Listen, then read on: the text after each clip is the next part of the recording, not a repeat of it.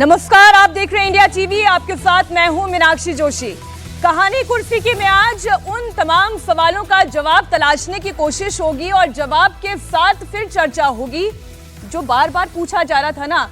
Operation सिंदूर के दौरान भारत ने कितने जेट गिराए, भारत के कितने जेट गिरे, राहुल गांधी बार बार पूछ रहे थे ऑपरेशन सिंदूर के दौरान भारत ने कितने जेट गिराए। सवाल तो यह था कि भारत के भी क्या जेट गिरे या नहीं गिरे, लेकिन आज एयरफोर्स चीफ का बयान सामने आ चुका है। इस बड़ी खबर के साथ आज कहानी कुर्सी की हम शुरुआत कर रहे हैं। चार बेहद खास मेहमान हमारे साथ इस वक्त स्टूडियो में मौजूद हैं। वरिष्ठ पत्रकार राहुल जी, विजय जी, अनंत विजय जी, दो विजय मेरे दाएं बाएं हैं। देखिए, समीर चौगांवकर जी, बहुत स्वागत सर आपका। और बड़ी खबर है, सबसे बड़ी खबर, ऑपरेशन सिंदूर पर एयरफोर्स चीफ ने बहुत बड़ा बयान दिया है। एयरफोर्स चीफ एपी सिंह ने बताया कि ऑपरेशन सिंदूर के दौरान पाकिस्तान को बहुत बड़ा नुकसान हुआ, जिसकी वजह से पाकिस्तान सीज फायर के लिए मजबूर हुआ। Air chief marshal AP Singh ने पहली बार यह खुलासा किया। ऑपरेशन सिंदूर में भारत ने 5 पाकिस्तानी फाइटर जेट और 1 एयरक्राफ्ट मार गिराया। बार बार ये सवाल न जाने कितनी दफा पूछा गया कि कितना नुकसान हुआ, कैसे नुकसान हुआ। सबूत भारत दिखा रहा था, एयर बेसिस की तस्वीरें हम सामने रख रहे थे, लेकिन फिर भी ऑपोजिशन भी ये सवाल पूछ रहा था। सवाल पूछना खैर उनका अधिकार है। अब आपके सामने वो बयान हम रख देते हैं।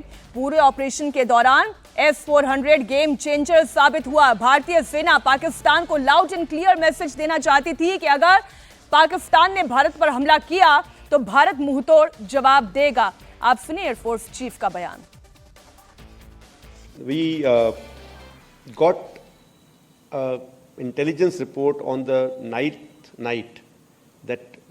evening, I will say, that they are planning something big, and next 48 hours are very critical.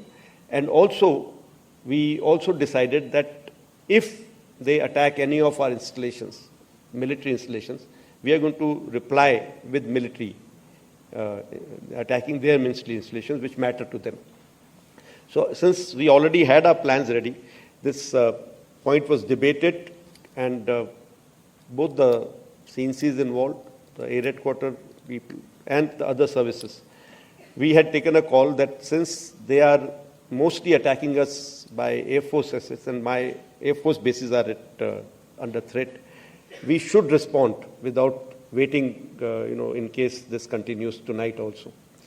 And sure enough, this time we had their attack on our airfields with not only just loiter munitions, some of long-range weapons.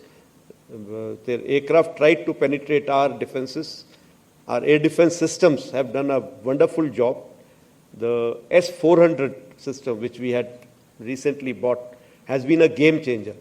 The range of that system has really kept their aircraft away from their weapons like those long-range glide bombs that they have. They've not been able to use any one of those because they've not been able to penetrate this system. And during our first night, first 6th, 7th night, also air defense system had ensured that when they did their repost, their fighter aircraft was threatened. That time they had come with some of those long-range weapons which they were able to penetrate into our defenses in Balakot time, if you remember, some of the army, some of the bombs that fallen very close to army area. But this time, since we were ready to use our long-range weapons of surface-to-air guided weapons, they were deterred. I think initially we found the build-up taking place, very massive build-up taking place, but once the first missile was fired from our side from the ground, we suddenly found that that dissipation of that build-up. Also, we have some kills that we have got from our SHW systems, because every time you fire a weapon on a track, you do get a feedback as to whether it is to be treated as a kill or not, because till when is that blip remaining and where is your missile going. So that I will talk about a little later. तो operation सिंदूर पर आपने air force chief को सुना, AP Singh ने, उन्होंने कहा कि भारत के एयर डिफेंस सिस्टम ने शानदार काम किया और ये तो हमने अपनी आंखों से देखा है। चाहे वो आकाश तीर हो, हम S-400 की बार बार तारीफें करते रहे, पाकिस्तान में कितनी तबाही हुई इसकी फुल रिपोर्ट दी गई। अनंत विजय जी, बार बार ये सवाल पूछ रहा था ना ऑपोजिशन, राहुल गांधी भी ये पूछ रहे थे कितने जेट गिरे, हमें कितना नुकसान हुआ। भारत ये बता रहा है कि पाकिस्तान को ऑपरेशन सिंदूर के दौरान भारत ने धो डाला, 5 फाइटर जेट उनके गिरा दिए, 1 एयरक्राफ्ट उनका गिरा दिया। ये बड़ा खुलासा है। अभी तक नंबर्स नहीं बताए गए थे, अभी तक केवल ये कहा गया था कि भारत ने पाकिस्तान को नुकसान पहुंचाया है। एयरबेसेस की तस्वीरें भारत ने दिखाई थी, सबूत सामने रखे थे पूरी दुनिया के कि कहां पर नुकसान हुआ था।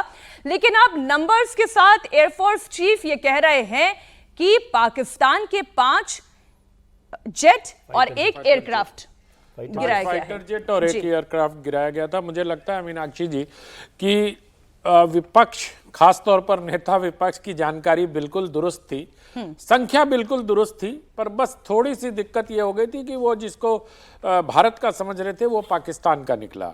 तो अब एयरफोर्स चीफ के खुलासे के बाद तमाम उन आशंकाओं को जो व्यक्त की जा रही थी कि भारत का कितना नुकसान हुआ है, क्या हुआ है, 5 जेट गिराए गए, वो सांग्रीला डायलॉग्स में CDS अनिल चौहान के बाइट्स को बार बार कोट किया जा रहा था। तो सचमुच मुझे लगता है कि ये मैटर भी नहीं करता है कि क्या गिरा, कैसे गिरा, भारत का इस पर चर्चा क्यों होनी चाहिए। चर्चा तो अपनी सेना के शौर्य पर होनी चाहिए कि हमारी सेना ने वहां घुसकर मारा, उनके कितने अड्डे तबाह किए, नष्ट किए, और किस प्रकार से हमने जो ड्रोन की एक बरसात हो रही थी उधर से उसको S-400 ने रोका। सर, एयरफोर्स चीफ ने एक और बयान दिया, उन्होंने ये भी बताया कि ये जो 5 फाइटर जेट पाकिस्तान के गिराए गए, ये कैसे गिराए गए। एक ये बयान भी आप सुने। And I'm sure there were some aircraft inside which have got damaged there.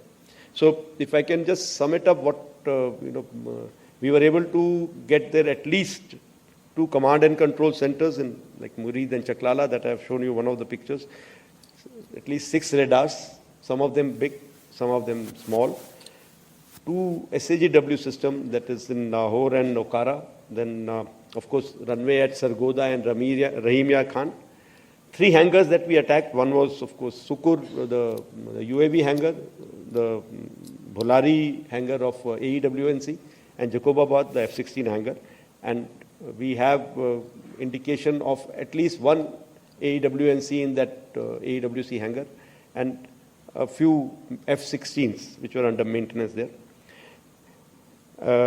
Apart from these, the SAGW systems, mostly from, I'm talking about fighter aircraft are from S-400. We have at least 5 fighters confirmed kills and 1 large aircraft, which could be either an Elint aircraft or an AEWNC aircraft, which was taken on at a distance of about 300 kilometers. This is the actually largest ever recorded surface-to-air kill that we can talk about. तो आपने सुना, उन्होंने पूरा brief दिया। विजय जी, बार बार यही तो सवाल था ना कि कितने जेट गिरे। अभी अनंत जी ने कहा कि संख्या बिल्कुल ठीक थी विपक्षी दलों के पास, लेकिन कहाँ के गिरे हैं अब ये क्लियर हो गया है। पाकिस्तान के फाइटर जेट गिराए गए हैं, कैसे गिराए गए हैं वो भी बताया गया।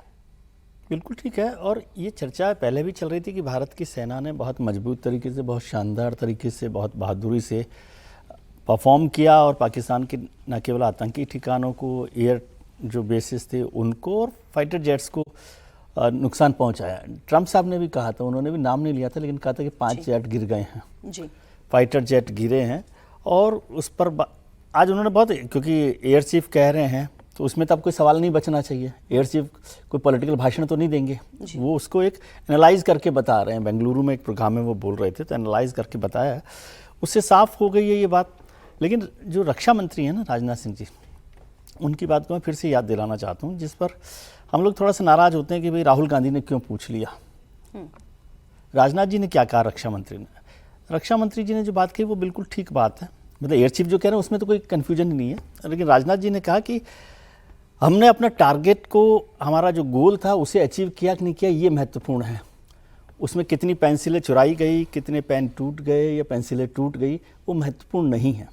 तो इस बहस का कोई मायने नहीं है कि क्या नुकसान हुआ कि नहीं हुआ। CDS साहब ने भी कहा था, एयर चीफ से तो ऊपर ही होते हैं CDS साहब मेरे ख्याल से हमारे सिस्टम में। तो CDS ने जो बात कही थी वो भी यही बात कही थी जो रक्षा मंत्री कर रहे हैं। तो महत्वपूर्ण यह है ही नहीं कि क्या नुकसान, यदि भारत का भी कोई नुकसान हुआ है तो युद्ध में नुकसान होना नहीं होना, आपने क्या अचीव किया वो महत्वपूर्ण है ना। आपने जो गोल फिक्स किया था, जो भारत सरकार ने, जो भारत की सेना ने जो टारगेट फिक्स किया था, वो हमने अचीव किया या नहीं किया, ये महत्वपूर्ण होता है। आप मेरिट में फर्स्ट आ रहे हैं, सेकंड आ रहे हैं, वो महत्वपूर्ण है ना। आपने 3 पेन काम में लिए थे, 2 सप्लीमेंट्री कॉपी काम में ली थी, नहीं ली थी, ये इंपॉर्टेंट बात नहीं है। लेकिन एयर चीफ ने एंड गेम अचीव किया या नहीं किया, एंड गेम अचीव किया कि नहीं किया। और S-400 की चर्चा बहुत हो रही है, अभी पुतिन साहब भी आ रहे हैं शायद। मैं वहां तक आपको लाना ही चाह रही थी, आप लेकर आ गए हैं पुतिन जी को। तो राहुल जी, ये विषय भी मैं फिर थोड़ा आगे बढ़ा लेती हूँ। ये पहली मर्तबा ऐसा हो रहा है राहुल जी कि भारत ने बीते 11 सालों में अपनी जो फॉरेन डिप्लोमेसी वो हमेशा तटस्थ भाव पर रहा है। चाहे दुनिया की कितनी भी बड़ी कोई भी महाशक्ति क्यों ना हो गई हो, चाहे वो रशिया हो, चाहे अमेरिका हो, चाहे वो चाइना हो, भारत ने हमेशा अपनी नीति को, अपने हितों को सर्वोच्च रखा है और कभी किसी एक पक्ष का साथ दूसरे को रिझाने के लिए या दूसरे को नाराज करने के लिए दूसरे पक्ष का साथ, ऐसी भारत की डिप्लोमेसी नहीं रही। लेकिन बीते 3 सालों में पहली बार ऐसा लग रहा है कि भारत अब साइड चुन रहा है। क्या भारत, मोदी, पुतिन मिलकर एक नया वर्ल्ड ऑर्डर क्रिएट कर रहे हैं? देखिए, 2-3 चीजें इसमें महत्वपूर्ण हैं। एक तो ये बात है कि जिस तरह से टैरिफ लगाए गए हैं अमेरिका की तरफ से, वो कहीं ना कहीं बहुत सारे देशों के लिए एक प्रॉब्लम है। चाहे वो भारत है या चीन है या फिर ब्राज़ील है, ये ऐसे देश हैं जो ब्रिक्स में आते हैं। और ब्रिक्स जो है एक महत्वपूर्ण संगठन है जिसे अमेरिका जो है अपने विरुद्ध मानता है। और अगर ये सारे देश इकट्ठे आते हैं तो ये एक स्ट्रांग ब्लॉक बनता है किसी भी नेगोशिएशन के लिए, और वो इकोनॉमिक नेगोशिएशन के लिए बहुत बड़ा ब्लॉक बनता है। ये बात आपने बिल्कुल सही कही। भारत ने अपनी विदेश नीति को हमेशा जो है वो निष्पक्ष रखा है, और वो जो दूसरे देशों के साथ उनके संबंध है उनको किसी और देश के साथ मिलाने की कभी कोशिश नहीं की है। लेकिन ये भी बात सही है कि पिछले 3 दशकों में भारत की तरफ से भी और अमेरिका की तरफ से भी आपस में संबंधों को बढ़ाने में बहुत ज़बरदस्त कोशिश की गई है, जिसके कारण आपने देखा होगा कि किस तरह से संबंध बढ़े। उसके बाद भारत ने अपने डिफेंस इक्विपमेंट को खरीदना दूसरी जगहों से शुरू किया, जिसमें अमेरिका एक मेजर रोल प्ले कर रहा था। ये भी एक बात सही है। और ट्रंप के एडमिनिस्ट्रेशन में भी ये बात बार बार हो रही है कि क्या ट्रंप की ये जो नीति है टैरिफ लगाने की और भारत को सिंगल आउट करने की, इससे क्या भारत और अमेरिका के रिश्ते जो है वो कहीं ना कहीं डगमगा जाएंगे। दूसरी तरफ जिस तरह से भारतीय प्रधानमंत्री नरेंद्र मोदी जी जिस तरह से कोशिश कर रहे हैं, वो ना केवल रशिया से मिल रहे हैं, वो चाइना भी जा रहे हैं अभी SCO में, तो उनकी तरफ से भी जो सिग्नलिंग है, उन्होंने ब्राज़ील के जो नेता हैं उन्होंने भी प्रधानमंत्री से बात की। तो भारत भी एक तरह से अमेरिका को सिग्नल दे रहा है कि ऐसा नहीं है कि अगर आप इस तरह से टैरिफ लगा के हमें सिंगल आउट करेंगे तो हम कुछ नहीं करेंगे। हम अपने डोमेस्टिक लोगों के लिए, हम अपने किसानों के लिए, जो कि एक कंटेशियस इशू है, उनके लिए, और अपने देश की जो आर्थिक जो हमारा मजबूती है उसको बढ़ाने के लिए हर कदम उठाएंगे। ठीक, लेकिन ये आनंद जी 10 सेकंड में आपसे जोड़ना चाहता हूं। आप लोग चर्चा कर रहे हो कि भारत की विदेश नीति हमेशा से अपने देश का हित देखती रही है। मुझे याद पड़ता है कि अब वो विदेश नीति कबूतर उड़ाने वाले चले गए, खत्म हो गए, कि जब आप बलून उड़ा लेते थे गुब्बारे और कबूतर उड़ा के शांति दूत बन जाते थे। उस समय क्या विदेश नीति में भारत के हितों का ख्याल रखा गया जब UN में कहा गया कि नहीं, भारत को नहीं चीन को मेंबरशिप दे दीजिए आप सुरक्षा परिषद का? क्या भारत के हितों का ध्यान रखा गया? क्या उस समय भी ये फैसला भारत के हित में था? ये मैं आपके दर्शकों पे छोड़ता हूं। मैं सिर्फ इतना जानना चाहता हूं कि देश हित से ज्यादा कभी कभी विदेश नीति में हमारे यहाँ इतिहास में व्यक्तिगत हित और व्यक्तिगत छवि ऊपर हो गई थी। जैसे अभी हम अमेरिका में देख रहे हैं कि नोबेल पुरस्कार के लिए तमाम तरह की चीजें, तो वो जो कबूतर उड़ाने वाली विदेश नीति हमारी हुआ करती थी, उससे मुझे लगता है कि ज्यादा स्टेबल और रोबस्ट विदेश नीति की तरफ देश इस समय बढ़ रहा है। मैं समीर जी आपके पास आऊं, उससे पहले आपने जो बात कही उससे फिर मन में एक और सवाल उपजता है। अभी पुतिन के साथ मोदी का रिश्ता मजबूत है और ये और मजबूत होता चला जा रहा है, क्योंकि अब अलास्का में बहुत जल्द पुतिन और ट्रंप भी मिलने वाले हैं। और जो दो लीडर्स हैं इस दुनिया के जिनसे पुतिन ने बातचीत की है अमेरिका से मिलने से पहले, ट्रंप से बात करने से पहले, तो वो नरेंद्र मोदी हैं या फिर हम शी जिनपिंग की बात करें, तो जिस वर्ल्ड ऑर्डर की मैं बात कर रही हूं इस वक्त भारत भी उस तरह से एक गोलबंदी करने की कोशिश कर रहा है और उसमें पुतिन भी ये चाहते हैं। देखिए, मुझे लगता है पुतिन तो अभी बहुत जगह से समर्थन चाहते हैं, क्योंकि यूक्रेन के साथ उनके जिस तरह के चल रहे हैं संबंध या जिस तरह का युद्ध चल रहा है, लेकिन अभी थोड़ी जल्दबाजी होगी ये मानना कि पुतिन इंडिया, मतलब रसिया, इंडिया और चाइना का एक कोई ब्लॉक बनता है। ये अगर बनता है तो सचमुच वर्ल्ड ऑर्डर बदल जाएगा। लेकिन मुझे लगता है कि पुतिन और मोदी से ज़्यादा हम भारत और रूस के ऐतिहासिक संबंधों की चर्चा हमें करनी चाहिए। जब जब भारत संकट में आया तब तब रूस हमारे साथ खड़ा रहा है, चाहे वो 71 का युद्ध हो, चाहे 62 का युद्ध हो, चाहे 65 का युद्ध हो। हथियार देने से लेके अमेरिका क्या करता है, अमेरिका बहुत अच्छा श्रूड बिजनेसमैन है। उसको जहां अपना हित दिखाई देता है, जहां लाभ दिखाई देता है, अमेरिका को तो अभी आप चाहो तो एक चाबी घुमाओ कि ना हम बोइंग खरीदेंगे ना आपसे हथियार खरीदेंगे। हालांकि कल रॉयटर ने ये खबर चलाई थी और सरकार की तरफ से इसका डिनायल आ गया कि नहीं, ऐसी कोई बात नहीं है। देखो, अमेरिका पटरी पे आएगा धीरे धीरे। मतलब मेरा ये कहना है कि इतना आसान नहीं होता है विदेश नीति में, पर अमेरिका के सामने उसकी सबसे बड़ी जो उसकी इकोनॉमी है वही मायने रखती है। अब अमेरिका क्या चाह रहा है कि अपने डेयरी प्रोडक्ट्स को इंडिया में भेज दो। मैं एक छोटा सा कमेंट बीच में जरूर करूंगा। अरन जी बोल रहे थे, जी, देखिए रूस जो है, हाँ। ऐसा नहीं है कि रूस ने हमेशा साथ दिया है। भारत और चीन की लड़ाई में रूस ने भारत का साथ नहीं दिया। सो ऐसा नहीं है कि विदेश नीति सिर्फ किसी एक के साथ हमारे बहुत अच्छे संबंध चलते रहे हैं और ऐसा चलता रहे। अलग अलग समय में अलग अलग चीजें। ये आप कह रहे हैं कि एक बैलेंस बदलता रहता है, ठीक वैसे जैसे इंडिया और चाइना के बीच में भी समीर जी ये इक्वेशन तेजी से बदल रहे हैं। अब मैं रीसेंट स्टेटमेंट्स की ही बात करूं, कल भी आप लोगों ने इस पर अच्छी चर्चा की थी। अब चाइना ने जिस तरीके से यूएस ने भारत के ऊपर टैरिफ लगाए हैं उसे स्ट्रांगली चाइना ने कंडेम किया। मैं एक बार फिर से कोट कर देती हूं, कहा गया violation of international law, serious threat to global trade stability. Chinese foreign minister Wang Yi का ये स्टेटमेंट है। इतना ही उन्होंने ये भी कहा कि using tariff as a weapon to suppress other countries violates UN charter, undermines WTO rules and is both unpopular and unsustainable. तो आप बीते कुछ दिनों के जितने भी ग्लोबल टाइम्स में छप रही रिपोर्ट्स हैं, जो वहां के स्टेटमेंट्स हैं, वो ये बता रहे हैं कि चाइना क्योंकि खुद भी एक तो उन टैरिफ से जूझ रहा है, वो भारत के साथ इस मुद्दे पर खड़ा होना चाहता है। एक स्टेबिलिटी, एक बैलेंस इस मुद्दे पर भारत के साथ। देखिए, निश्चित रूप से इस समय जिस तरीके से डोनाल्ड ट्रंप ने पूरी दुनिया में अपना एक टेरर का जो प्रदर्शन किया है कि दुनिया में सभी देशों को, चाहे उनका एकदम पड़ोसी कनाडा रहा हो, चाहे दूसरे देश रहे हो, चाहे जापान रहे हो, चाइना को उन्होंने पहले टारगेट किया। ये कहा जा रहा था कि भाई भारत के साथ उस तरीके से व्यवहार ट्रंप नहीं करेंगे क्योंकि भारत उनके लिए एक बड़ा सहयोगी है। प्रधानमंत्री मोदी के व्यक्तिगत संबंध ट्रंप के साथ बहुत अच्छे हैं, लेकिन जिस तरीके से भारत के साथ किया ट्रंप ने कि भाई पहले 25% का टैक्स लगा दिया और उसके बाद फिर 25% का लगा दिया। हालांकि ठीक है कि जो 25% का अतिरिक्त लगाया है शुल्क, वो अभी उसको समय है लागू होने के लिए।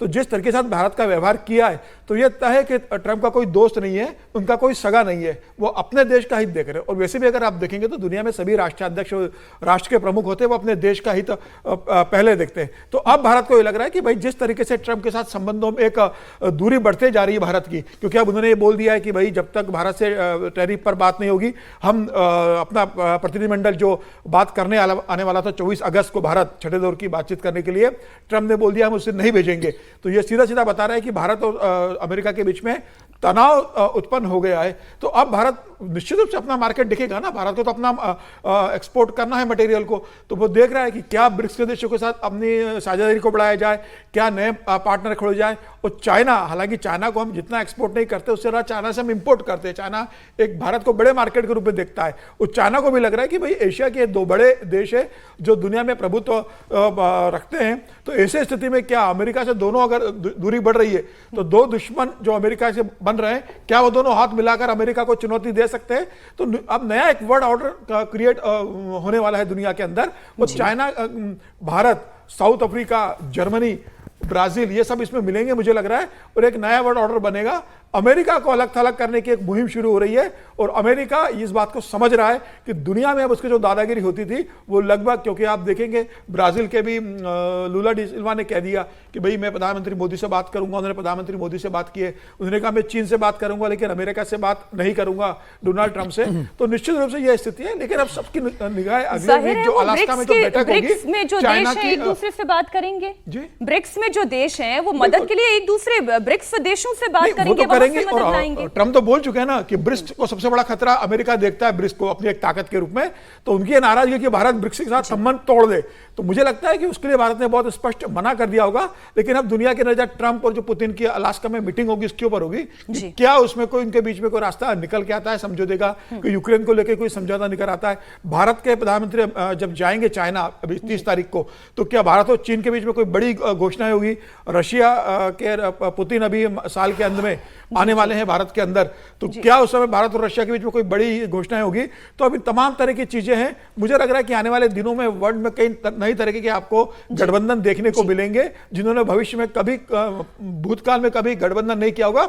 भविष्य में कोई बड़े आपको साझेदार दिखेंगे जो अमेरिका के लिए निश्चित रूप से परेशानी का सबब होगा। अच्छा, ये इस वक्त ऐसा नहीं है कि डोनाल्ड ट्रंप का जो भारत की तरफ ये टैरिफ वॉर है उसे केवल भारत में ही गलत दृष्टि से देखा जा रहा है या उसे इनजस्टिस कहा जा रहा है। अमेरिकी अखबारों में भी ये छप रहा है कि भारत के साथ ट्रंप ने गलती करती है। क्या गलती करती है? देखिए, हम लोग क्या करते हैं, बहुत ब्लैक एंड व्हाइट में चलते हैं। Foreign policy black and white में चलती नहीं, ग्रे में चलती है। ग्रे में चलती है। और उसमें ऐसा नहीं होता कुट्टी हो गई दोस्ती, ऐसे बच्चों की जैसे कुट्टी थोड़ी हो गई है। क्या भारत ने अमेरिका के साथ रिश्ते खत्म कर लिए? नहीं। क्या भारत सरकार ने कहा है? रूस के बाद सबसे बड़ा स्ट्रेटेजिक पार्टनर हमारा अमेरिका है। बिजनेस पार्टनर भी हमारा सबसे बड़ा वो है। फॉरेन पॉलिसी में क्या होता है, कंटिन्यूटी विद चेंज होता है। ये बात अभी चर्चा हुई कि भाई पर्सनल रिलेशनशिप काम में नहीं आती है। ये पर्सनल रिलेशनशिप देख ली हमने अमेरिका के रिश्तों में, वो काम आई क्या? वो काम आई है क्या? नहीं आई ना। तो नेशन इंटरेस्ट, और सब लोग नेशन इंटरेस्ट पर काम करते हैं, इसमें कोई बात नहीं है। और टैरिफ डील हो गई, क्या आप समझ रहे हैं? आप सोचिए 3 दिन पहले तक तो आप लाल आंखें दिखा रहे थे एक देश को। 4 दिन पहले आप कह रहे थे कि छोटी आंखों वाले मत खरीदिए गणेश जी, और आज आपको सबसे रिलायबल पार्टनर लग रहा है चाइना। क्या चाइना देश हिंदुस्तान के लिए रिलायबल पार्टनर हो सकता है?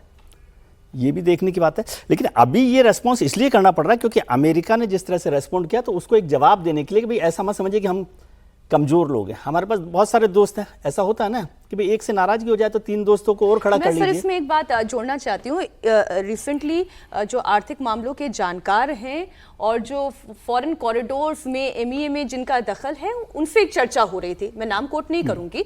तो उन्होंने ये कहा कि इस वक्त ये जो वर्ल्ड ऑर्डर है उसमें एक टर्म बहुत तेजी से घूम रहा है, वो है रिच।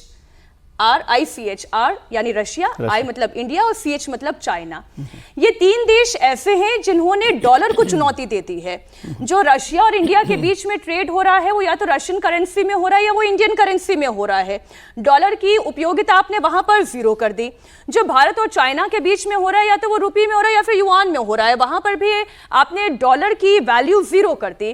तो ये एक बड़ा थ्रेट की तरह अमेरिका देख रहा है कि इसी तरीके से अगर आप ब्रिक्स कंट्रीज में भी ये होता रहा तो ये उनकी सुप्रीमेसी के लिए सबसे बड़ा झटका हो सकता है। और इसलिए उसी की वजह से मतलब तमाम कारणों के बीच में एक कारण ये भी है। उस थ्रेट को वो देख रहे हैं ना, लेकिन इसका मतलब ये डी-डॉलराइजेशन। हाँ, ये डी-डॉलराइजेशन पर ही तो खुद ट्रंप भी चिंता कर रहे हैं, उन्होंने भी इसकी बात की है और वो सारी चिंताएं होती हैं। मैं ये कह रहा हूँ कि इसका मतलब ये नहीं है आज जितनी आप नाराजगी दे रहे हैं, मैं गाली नहीं कह रहा, नाराजगी दिखा रहे हैं अमेरिका से, 3 दिन बाद मुझसे बात कीजिएगा कि हम कैसे बात कर रहे होंगे अमेरिका को लेकर, और 3 दिन पहले हम चाइना के लिए कैसे बात कर रहे थे, आज क्या कर रहे हैं। तो वक्त कंटिन्यूटी विद चेंज का मतलब ही फॉरेन पॉलिसी में ही होता है कि आज जो हमारी ज़रूरत है हम उनके, और ये जो मल्टी अलाइन डिप्लोमेसी हुई है उसका मतलब ये है कि जब जिसके साथ ज़रूरत हो उनके साथ रहिए। एक कोई ये वो नहीं है, हिंदुस्तानी शादी नहीं है कि बस 7 फेरे हो गए तो वो चलता रहेगा। ये चलता रहेगा, जिसके साथ जो रिलेशनशिप है वो चल रहा है। अब आज आप S-400 की इतनी तारीफ कर रहे हैं क्योंकि पुतिन साहब आने वाला है। मैं डायरेक्टली सीधी बात बोल रहा हूँ। क्या अमेरिका के साथ आपकी स्ट्रेटेजिक पार्टनरशिप नहीं है? नहीं, सुनिए मेरी बात। क्या जो अमेरिका से जो आपने ट्रांसफर करता है सर, अमेरिका ने जो हथियार आपको दिए, क्या वो आपके काम आए या नहीं आए? और मैं कह रहा हूँ कि क्या भारत सरकार ने ये कहा है कि हम अमेरिका से रिश्ते खत्म कर रहे हैं?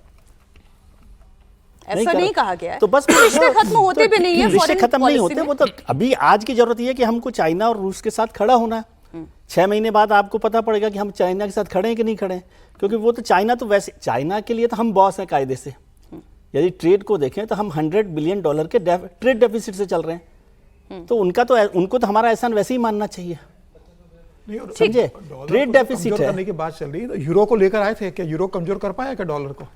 भाई डॉलर तो अमेरिका का वो सिपाही जो कभी नहीं हारता, दुनिया का पूरा व्यवसाय और दुनिया डॉलर में होता चल ही रहा है। स्विफ्ट यूरो में होता, स्विफ्ट का पूरा बिजनेस डॉलर के अंदर होता है। और डॉलर की जो गुडविल है, जो ख्याति है, जो सिक्का है मार्केट के अंदर, वो ऐसा नहीं कि 4 देश अपनी करेंसी में आपस में धंधा कर लेंगे तो आपने डॉलर को सारा कमजोर खत्म कर हो दिया। जाएगा देश। दुनिया की दादागिरी आज भी डॉलर की चलती है करेंसी के अंदर, उसमें कोई दो राय नहीं है। उससे एक 4 देशों का व्यवसाय करने से ऐसा नहीं कि चेंज डॉलर हो रहा को है, बहुत यही बड़ी बात चीज है। है। अब multiple currency में हो रहा है। उसको challenge मिल रहा और है। ऐड करना चाहती हूँ इससे पहले कि मुझे ब्रेक पर जाना पड़े। राहुल जी, एक विषय तो ये भी है ना कि ये अचानक से अंदाज ट्रंप का क्यों बदल गया भारत के तरफ। एक रिपोर्ट जो इस वक्त ब्लूमबर्ग भी लिख रहा है और मैं उसी की रिपोर्ट को पढ़ देती हूँ। वो जो 35 मिनट सर भारत और अमेरिका के बीच में, नहीं ट्रंप और मोदी के बीच में, दोनों के बीच में 35 मिनट की कॉल लंबी चलती रही, जिसमें भारत ये बताता रहा कि ये भारत और पाकिस्तान के बीच में जो जंग रुकी है उसमें किसी का मीडिएशन नहीं है।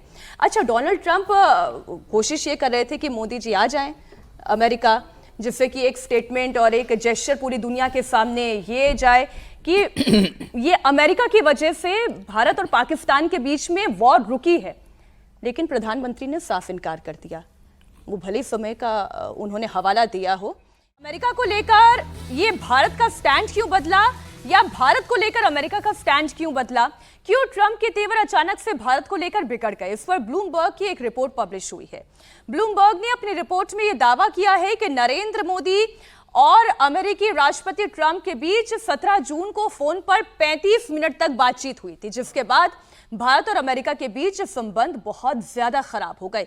ब्लूमबर्ग के मुताबिक ट्रंप ये चाहते थे कि भारत सीज फायर वाली बात को इंडोर्स कर दे, लेकिन मोदी ने मना कर दिया। मोदी ने ट्रंप के मुंह पर सीधा सीधा ये कह दिया, जैसा इस रिपोर्ट में कहा गया है, कि सीज फायर अमेरिका ने नहीं कराया है, बल्कि युद्ध विराम के लिए पाकिस्तान गिड़गिड़ाया, तब भारत सीज फायर के लिए तैयार हुआ। ब्लूमबर्ग की रिपोर्ट में एक और बड़ी बात यह भी लिखी है कि उस दौरान ट्रंप ने आसिम मुनीर को व्हाइट हाउस बुलाया था और ट्रंप ये चाहते थे कि मोदी भी व्हाइट हाउस आ जाए। एक तस्वीर आप देखिए, अजरबैजान और आर्मेनिया के साथ की एक फोटो है ना, ऐसी ही फोटो ट्रंप शायद चाहते थे कि भारत और पाकिस्तान के बीच में भी हो, लेकिन ट्रंप की चाल को भारत समझ गया। डोनाल्ड ट्रंप व्हाइट हाउस में मुनीर और मोदी की मुलाकात करवा सकते थे और यह बात प्रधानमंत्री मोदी को कतई मंजूर नहीं थी। रिपोर्ट में यह भी लिखा है कि भारत को ट्रंप का पाकिस्तान के मिलिट्री लीडरशिप से मिलना भी ठीक नहीं लगा। भारत को इस बात से कोई आपत्ति नहीं कि ट्रंप पाकिस्तान की सिविल लीडरशिप से मुलाकात करे, लेकिन पाकिस्तान के सैन्य अधिकारी को व्हाइट हाउस में बुलाकर उसे डिनर कराना, ये भारत को समझ से परे लगा। अब इसी बिंदु पर हम करते हैं चर्चा। भारत ने क्या दिया था, India does not and will never accept any kind of mediation. हम अमेरिका या कोई भी दुनिया की कोई भी तीसरी, चौथी, पांचवी शक्ति आ जाए, हमें किसी मीडिएशन की जरूरत ही नहीं है भारत और पाकिस्तान के बीच में। ये हमारा फैसला होगा कि कब हम सीजफायर करें या ना करें। पाकिस्तान गिड़गिड़ाया, सीजफायर हो गया। असल में ट्रंप साहब से कई बार चूक हो जाती है समझने में। उनको लगता है कि मेरा वचन ही मेरा शासन है, और जैसे भारत में भी आजकल कुछ लोगों को लग रहा है इन दिनों कि मेरा वचन ही शासन है, मैं जो कह देता हूं वही सबको मान लेना चाहिए। ट्रंप साहब को भी ये गलतफहमी हो गई और उनको इस बात का तनिक भी अनुमान नहीं था कि कोई नेता विश्व में ऐसा हो जो इस महाबली को, बाहुबली को, महाशक्ति को ये कह दे कि आप गलत बोल रहे हैं और हम अपनी शर्तों पर वैश्विक राजनीति करेंगे। परोक्ष रूप से मोदी ने ट्रंप को यही संदेश दिया और उस समय तमाम लोग ये बात उठा रहे थे कि ये इसमें कितनी सच्चाई है इसमें। तो मैं उन लोगों से कहना चाहता हूं जिनको भारत की मीडिया से ज़्यादा विदेशी मीडिया पे भरोसा है, वो जो लगातार NYT और तमाम तरह के लोग अखबार लहराते रहते हैं, उनको आज ये रिपोर्ट पढ़नी चाहिए, कि क्या कारण रहा कि इस प्रकार से ट्रंप को, मुझे लगता है ट्रंप को पहली बार ही किसी ने इस तरह से मुंह पर उत्तर दिया होगा कि भैया आप अपने काम से काम रखो। और एक विश्व में ऐसा नेता तो कम से कम है। आपने सही बताया कि अजरबैजान वाली तस्वीर वो रिपीट करना चाह रहे थे कि चलो यहाँ बुला दिया, और व्हाइट हाउस में कुछ भी ड्रामा करवा सकते हैं। वही तस्वीर आ गई, इसी का मैं वही कह रहा हूं कि व्हाइट हाउस में वो कुछ भी ड्रामा कर सकते हैं। हाई वोल्टेज ड्रामा हमने यूक्रेन के प्रेसिडेंट के साथ देखा था, किस प्रकार से प्रेसिडेंट ट्रंप और वाइस प्रेसिडेंट जेडी वांस ने मिलके उनको, मतलब ऐसा लग रहा था जैसे गली मोहल्ले में कोई झगड़ा हो रहा है। दोनों उस पर टूट पड़े थे, सारे मीडिया के सामने खुले में ऐसा हुआ।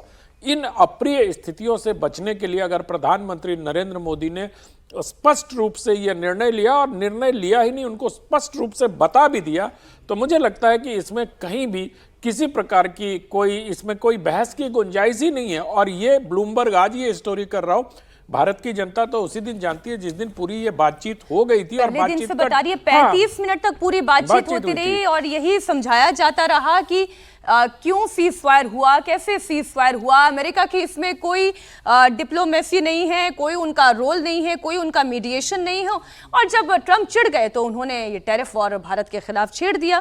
अच्छा, इस रिपोर्ट में ये भी लिखा हुआ है कि ट्रंप लिसन्ड केयरफुली, ट्रंप बहुत ध्यान से सुनते रहे, और वो जब वो ये समझ गए हैं राहुल जी कि यहाँ तो दाल गलने वाली नहीं, तो फिर क्या किया जाए। भारत माफ कीजिएगा, वो जो शांति का कौन सा पुरस्कार वो चाहते हैं, नोबेल पुरस्कार, नोबेल पुरस्कार उन्हें मिलने से रहा, देखिए, तो उन्होंने टैरिफ वॉर छेड़ दिया। देखिए अभी तक क्या है कि अभी तक अमेरिका जो है वो विश्व भर में इसलिए जाना जाता है कि वो अलग अलग जगह वॉर्स शुरू करता है, हर जगह डिस्ट्रप्शंस करता है वेरियस कंट्रीज में, इसके लिए जाना जाता है अमेरिका। लेकिन पहली बार ट्रंप ये कोशिश कर रहे हैं कि वो जो है पीस ब्रोकर बन जाएं वर्ल्ड के, और वो इसीलिए आपको जो व्हाइट हाउस की कई स्टेटमेंट्स हैं कि वो हर जो है हफ्ते एक जो है पीस नेगोशिएशन करवा रहे हैं, ये सब बातें। 3 साल से एक वॉर जो चल रही है रशिया यूक्रेन के बीच में, वो तो नहीं सुलझा पाए। इसीलिए ये जो कोशिश है ट्रंप की, और उसमें वो जो फोन कॉल का पूरा ब्लूमबर्ग में जो रिपोर्ट है उसमें जो फोन कॉल का जिक्र है, देखिए भारत की नीति बड़ी स्पष्ट है। भारत और पाकिस्तान के रिश्तों में कोई भी मीडिएशन स्वीकार नहीं करता है, और ये हमारी कंटिन्यूअस नीति रही है जब से भारत जो है आज़ाद हुआ है, कि हम तीसरे व्यक्ति की मीडिएशन इन रिश्तों में नहीं चाहते, चाहे जो भी हमारे रिश्ते रहे हों। और यही बात स्पष्ट रूप से जो है वो ऑपरेशन सिंदूर के बाद जो ये बातचीत हुई उसमें प्रधानमंत्री नरेंद्र मोदी ने ट्रंप को साफ साफ बता दी कि हम ये मीडिएशन नहीं चाहते। दूसरा, वो ये भी समझ गए थे, जैसा आपने बताया, कि वो आर्मीनिया और अजरबैजान की तरह जो तस्वीर बनाना चाहते थे ट्रंप जो हैं, वो बात समझ गए थे नरेंद्र मोदी, और उन्होंने ये मना कर दिया कि ऐसा कोई जो है वो बयान नहीं देने वाले हैं कि आपके कारण कोई जो है यहाँ पर दोनों के बीच में सीज फायर हुआ है। और यही कारण है कि ट्रंप नाराज हैं। दूसरा कारण देखिए, ट्रंप जो बातें कर रहे हैं उसका लॉजिक समझ नहीं आता। वो कहते हैं कि रशिया का आप ऑयल खरीद रहे हैं इसलिए मैं आप पे जो है पेनल्टी लगाऊंगा 25%, पर ये तो चाइना भी खरीद रहा है, यूरोप उससे गैस खरीद रहा है, एक बात सर और जोड़ूं, अमेरिका उससे और चीजें खरीद रहा है कि साल 2022 में जब रशिया और यूक्रेन के बीच में जंग शुरू हुई, उस वक्त ये अमेरिका का ही कहना था भारत को कि आप रशिया से क्रूड ऑयल लें, जिससे कि अंतर्राष्ट्रीय बाजार में तेल की कीमतें ना बढ़ जाए, वो स्टेबल रहे, वो एक प्राइस कैपिंग बनी रहे। जब आपका मन आ रहा है तब आप ये कह रहे हैं, तब भारत ने तेल खरीदा भी, 40% तक तेल का आयात किया गया। जब आप चाहेंगे भारत तेल खरीद ले, जब आप चाहेंगे भारत तेल खरीदना बंद कर दे, मनमर्जी की दुकान थोड़ी ना है। और भारत देखिए सिर्फ अमेरिका से तेल, मतलब रशिया से तेल नहीं खरीदता, अमेरिका से भी खरीदता है। तो भारत डाइवर्स अलग अलग एनर्जी जो हमारी नीड्स है, हम सारे दुनिया भर की जगहों से खरीदते हैं। और अमेरिका भी तो रशिया से चीजें लेता है, उसने क्यों नहीं बंद कर दी? यूरोप को बंद कर देना चाहिए था गैस लेना, और बाकी सब चीजें रशिया से लेना बंद कर देते, वो तो नहीं कर रहे हैं आप। लेकिन भारत पे आप इसलिए कर रहे हैं कि जो आप बात कह रहे हैं कि जो नाराजगी उनकी है कि मुझे जो है आप जो है वर्ल्ड का पीस ब्रोकर नहीं मान रहे हैं, ये उनकी नाराजगी साबित है। मुझे एक पुराना बयान विजय जी याद आ रहा है, जिसमें एस जयशंकर ने ये बात कही थी जब वो इंटरनेशनल मीडिया के सामने थे और पत्रकार ने उनसे पूछा था इसी तेल खरीद को लेकर। तब एस जयशंकर ने बोला था कि यूरोप को ऐसा क्यों लगता है कि सारी दुनिया की प्रॉब्लम उनकी प्रॉब्लम नहीं है, लेकिन यूरोप की जितनी प्रॉब्लम है वो सारी दुनिया की प्रॉब्लम बन जाए। ये स्टैंड भारत का हमेशा से यही था, अचानक तो बदला नहीं, तो फिर ट्रंप अचानक से क्यों बदल गए? जो आपने बात कही, और इसमें छवि वैसे तो ये भी विदेशी अखबार है मेरे ख्याल से, ब्लूमबर्ग। हिंदुस्तान में का तो अखबार नहीं है। हिंदुस्तान का अखबार तो कब से बता ही रहा है, हिंदुस्तान की मीडिया भी तब से बता ही रही है कि हम तो समझाते हमने रहे। ये सवाल किया कि न्यूयॉर्क टाइम्स में जो छप रहा था उस पर हम भरोसा कर रहे थे, तो ये भी ब्लूमबर्ग की खबर है जिस पर हम चर्चा कर रहे हैं। ये मैं आपको थोड़ा सा क्लियर कर दूं, मसला वो नहीं है। ये तो ब्लूमबर्ग में छपे ना छपे, भारत ने इस बात को माना और हम इस पर बहुत बार चर्चा करते रहे। प्रधानमंत्री ने जो बात की उस पर अविश्वास करने का कोई कारण नहीं है, ठीक है। जितनी ये बात हुई है वो बिल्कुल ठीक है कि भारत का रुख हमेशा ही ऐसा रहा जी कि अमेरिका या कोई भी मीडिएट नहीं कर सकता पाकिस्तान के मसले पर। और मुझे बात याद आ रही है 4 जुलाई 1999 की, बहुत पीछे जा रहे हैं आप। बहुत पीछे नहीं, वो बिल्कुल इससे जुड़ी हुई घटना है। ये तो आसिम मुनीर तो जनरल थे पाकिस्तान के, जो ट्रंप के साथ कर रहे थे। 4 जुलाई को पाकिस्तान के जो प्रधानमंत्री थे नवाज शरीफ साहब, वो वहाँ पहुँच गए थे कारगिल के दौरान, और अमेरिका से उन्होंने कहा था कि भाई आप दखल दें और बात करें। और अमेरिकी राष्ट्रपति ने वाजपेयी जी को, उस समय प्रधानमंत्री थे, उनको फ़ोन किया और कहा कि भाई आप आ जाइए और बात कीजिए दोनों लोग, और वाजपेयी जी ने मना कर दिया। तो इसलिए ये कहना कि केवल जनरल से बात नहीं कर रहा, ऐसा नहीं है। भारत का ये रुख है कि ऐसे पाकिस्तान के साथ मीडिएट करने के लिए किसी और की ज़रूरत नहीं है। मैं इस बात पर दे रहा हूँ कि ये कहना कि कोई बात मतलब भारत के रुख में कोई बदलाव, की लीडरशिप से कौन सी लीडरशिप से मिल रहा है? मिलिट्री लीडरशिप से मिल रहा है या पॉलिटिकल लीडरशिप? वो किससे मिल रहे हैं उससे मतलब नहीं है हमारा। हम पाकिस्तान से बातचीत में कोई मीडिएशन स्वीकार नहीं करेंगे। ये भारत का हमेशा का रुख रहा है। और अमेरिका और ट्रंप साहब खास तौर से इस बात से नाराज हुए, क्योंकि लगा कि चौधराहट कम हो रही है ना। वो आकर बोल देते कि भाई ठीक है, और आप भी कह देते कि नहीं नहीं ठीक हुई है बात, और आप ही हमारे माई बाप हैं, इतना भी कह देते कि नहीं ट्रंप साहब, इतना भी कह देते ना कि ट्रंप साहब, इतना भी कह देते कि ट्रंप साहब ने भी कहा था, तो ये बात हो गई। लेकिन उस पर साफ कर दिया, और वो भारत का रुख बहुत मजबूत तरीके से, इसमें किसी अखबार की जरूरत नहीं है कि इस पर बात की जाए। लेकिन अभी भी इस सवाल का जवाब तो नहीं मिला हमारे पास कि ये जो सीज फायर हुआ इसकी क्या बड़ी वजह थी। पाकिस्तान का गिड़गिड़ाना क्या होता है? नहीं, मुझे आप कहेंगे कि पाकिस्तान गिड़गिड़ाएगा तो क्या फर्क पड़ेगा? आप जब ताकतवर हैं, आपके पास जब मौका है, गिड़गिड़ाने से आप कर देते, गिड़गिड़ाने से तो फिर युद्ध की जरूरत नहीं है। इसमें एक बात है कि आपने जो पहले बात कही थी कि हर ऑपरेशन का एक गोल होता है, अगर वो गोल अचीव हो गया हुआ है तो भारत शुरू से ये कह रहा था कि हम कोई एस्केलेशन नहीं करना चाहते। ये शुरू से बात थी कि हम एस्केलेट नहीं करना चाहते इस मामले को। तो जब पाकिस्तान चुप हो गया या उसने ये कहा कि अब आप, और उसमें भी एक कंफ्यूजन हमेशा रहता है कि डीजीएमओ की बातचीत से, वैसे तो मैं समझता ही नहीं कि भारत में कोई डीजीएमओ ये फैसला कर सकता है, क्योंकि भारत के फैसले भारत की सरकार करती है और उसमें कोई सवाल नहीं है। भारत की सरकार करे, रक्षा मंत्री करे, प्रधानमंत्री करे, सरकार की तरफ से भी डीजीएमओ लेवल पे भी, या जो ऑपरेशन सिंदूर पर पूरे डिस्कशन भारत सरकार ये कहे कि भाई भारत सरकार ने कहा कि सीज फायर होना चाहिए, इसमें क्या परेशानी है? डीजीएमओ कौन होता है? डीजीएमओ अपनी मर्जी से कर सकते हैं कुछ काम।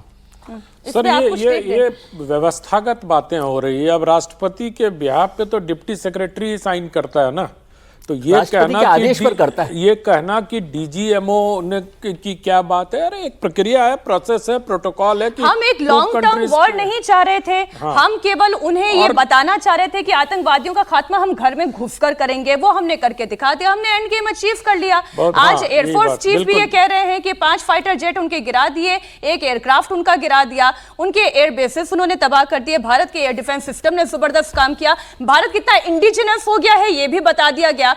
तो ग्लोबली और पड़ोसी देश को भी जो मैसेज और आतंकवादियों को भी जो मैसेज देना था, India has achieved that game. लेकिन मेरा प्रश्न यहां पर यह था कि ये जो डोनाल्ड ट्रंप परेशान हो रहे हैं, उनकी जो टोन शिफ्ट हुई है, क्या उसके पीछे कारण है कि ये भी है कि एक तो भारत ने ट्रंप की चाल समझ ली, और भारत ये भी बताना चाह रहा है कि आपके हिसाब से ये पूरी दुनिया नहीं चलेगी, भारत भी अपना हित देखेगा, आप अपना हित देखें, आप मागा मागा करें, हम भी मीगा करेंगे।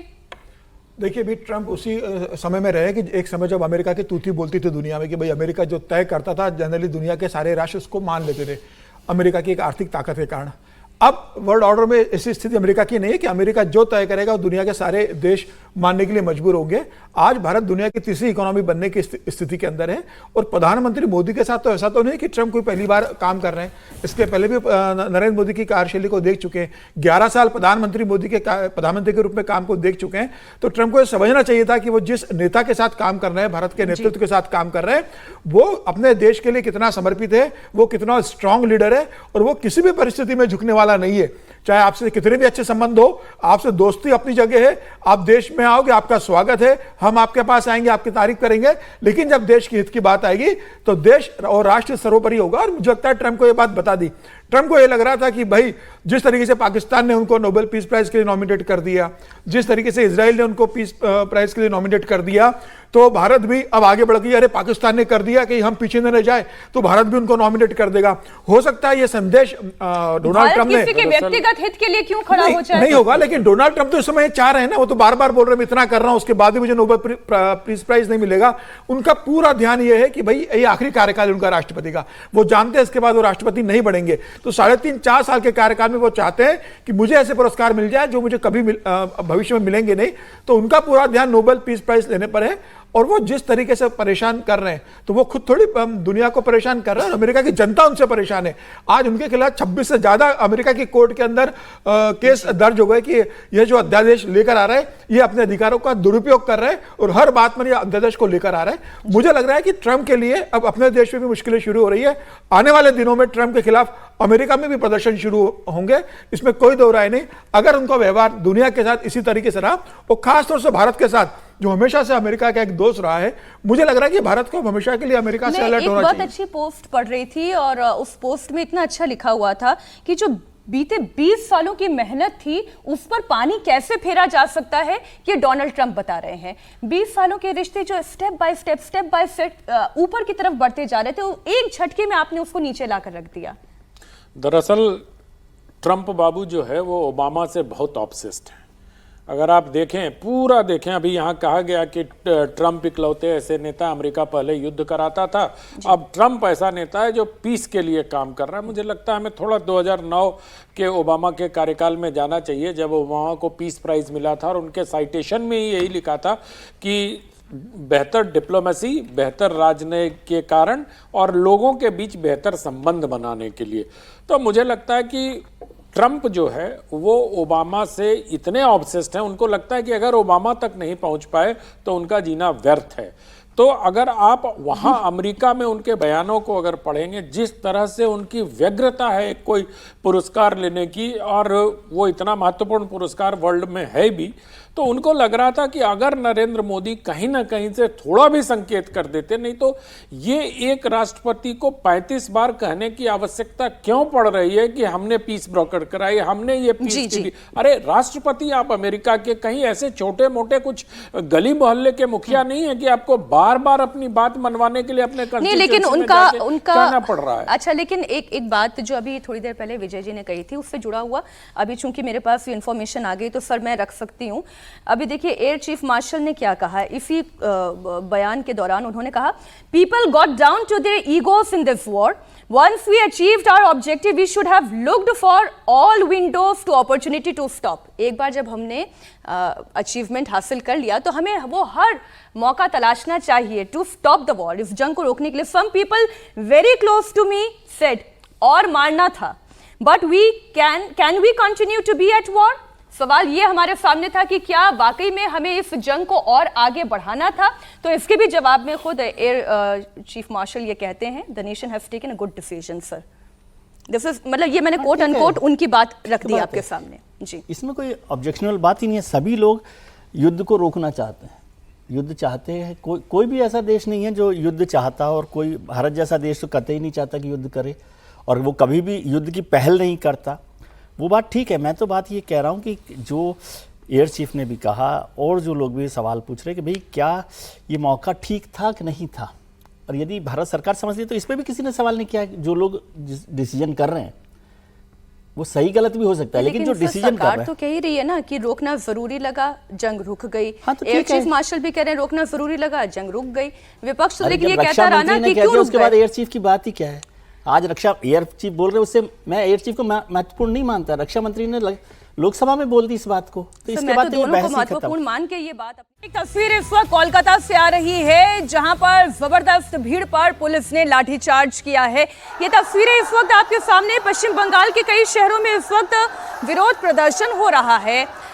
बंगाल की बेटी को इंसाफ कब मिलेगा, ये प्रश्न पूछा जा रहा है। आर्जिकर कांड को लेकर 1 साल पूरा हो गया है। डॉक्टर्स अभी भी न्याय की गुहार लगा रहे हैं, इसलिए सड़कों पर उतर रहे हैं। पश्चिम बंगाल के कई शहरों में विरोध प्रदर्शन की ये तस्वीर है। बड़ा बवाल होता दिखाई दे रहा है क्योंकि जो संख्या है अच्छी खासी दिखाई दे रही है प्रदर्शनकारियों की सड़कों पर। आरजी कर रेप मर्डर केस का 1 साल पूरा हो रहा है, न्याय अधूरा है और इसलिए सवाल पश्चिम बंगाल सरकार पर है, ममता बनर्जी के खिलाफ है। बंगाल की बेटी को इंसाफ कब मिलेगा, यही सवाल खड़े किए जा रहे हैं। हमारे सहयोगी ओंकार सरकार यहीं प्रदर्शन स्थल पर मौजूद है। प्रदर्शनकारियों का मंत्रालय की तरफ ये प्रोटेस्ट मार्च था, लेकिन जबरदस्त लाठीचार्ज इनके ऊपर किया गया। ओंकार, जरा तस्वीरें दिखाएं, मुद्दा बताएं और वहां स्थिति क्या है। देखिए, न्याय की गुहार लगाते हुए आज फिर से एक बार सड़कों पे है लोग, और जैसे कि देखा गया है आज बरसी हुई है आरजीकर मेडिकल कॉलेज और अस्पताल में जो हत्याकांड और रेप जैसे जघन्य अपराध हुआ उसका 1 साल बाद फिर से लोग सड़कों पे है। और एक बार दिखाने की कोशिश करूंगा यहाँ का हालात। हम लोग इस वक्त है कोलकाता के पार्क स्ट्रीट क्रॉसिंग के एकदम सामने, जहां पर यहाँ पर प्रदर्शन किया जा रहा है और यहाँ पर एक पुलिस की तरफ से बैरिकेड लगाया गया था कि आंदोलनकारी किसी भी हालत में सेक्रेटेरिएट तक ना पहुंच पाए। तो जैसे कि देखा गया है कि वो बैरिकेड तोड़ते हुए आगे बढ़ने की जब कोशिश किया गया आंदोलनकारी द्वारा, तभी उन्हें रोकने के लिए पुलिस द्वारा लाठी चार्ज किया गया यहाँ पर। और जैसे कि देखा जाएगा, हम लोग दिखाने की कोशिश करेंगे, यहाँ पर नेता प्रतिपक्ष शुभेंदु अधिकारी वो इस वक्त यहाँ पर बैठे हुए हैं और बैठ के अभी प्रदर्शन कर रहे हैं, बात करने की कोशिश करेंगे।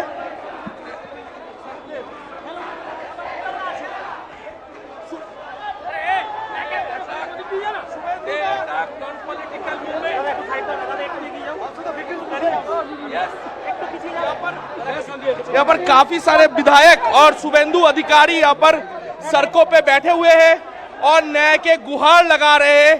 तो शुभेंदु अधिकारी के साथ बात करने की कोशिश करेंगे। अच्छा खासा हंगामा हो रहा है सड़कों पर, बड़ी संख्या में प्रदर्शनकारी मौजूद है। शुभेंदु अधिकारी भी धरना दिए बैठे हैं। Police brutally lathicharge, more than 100 agitators already injured, 18% admitted in hospital. Dr. Bond's father and mother also injured by the lathi.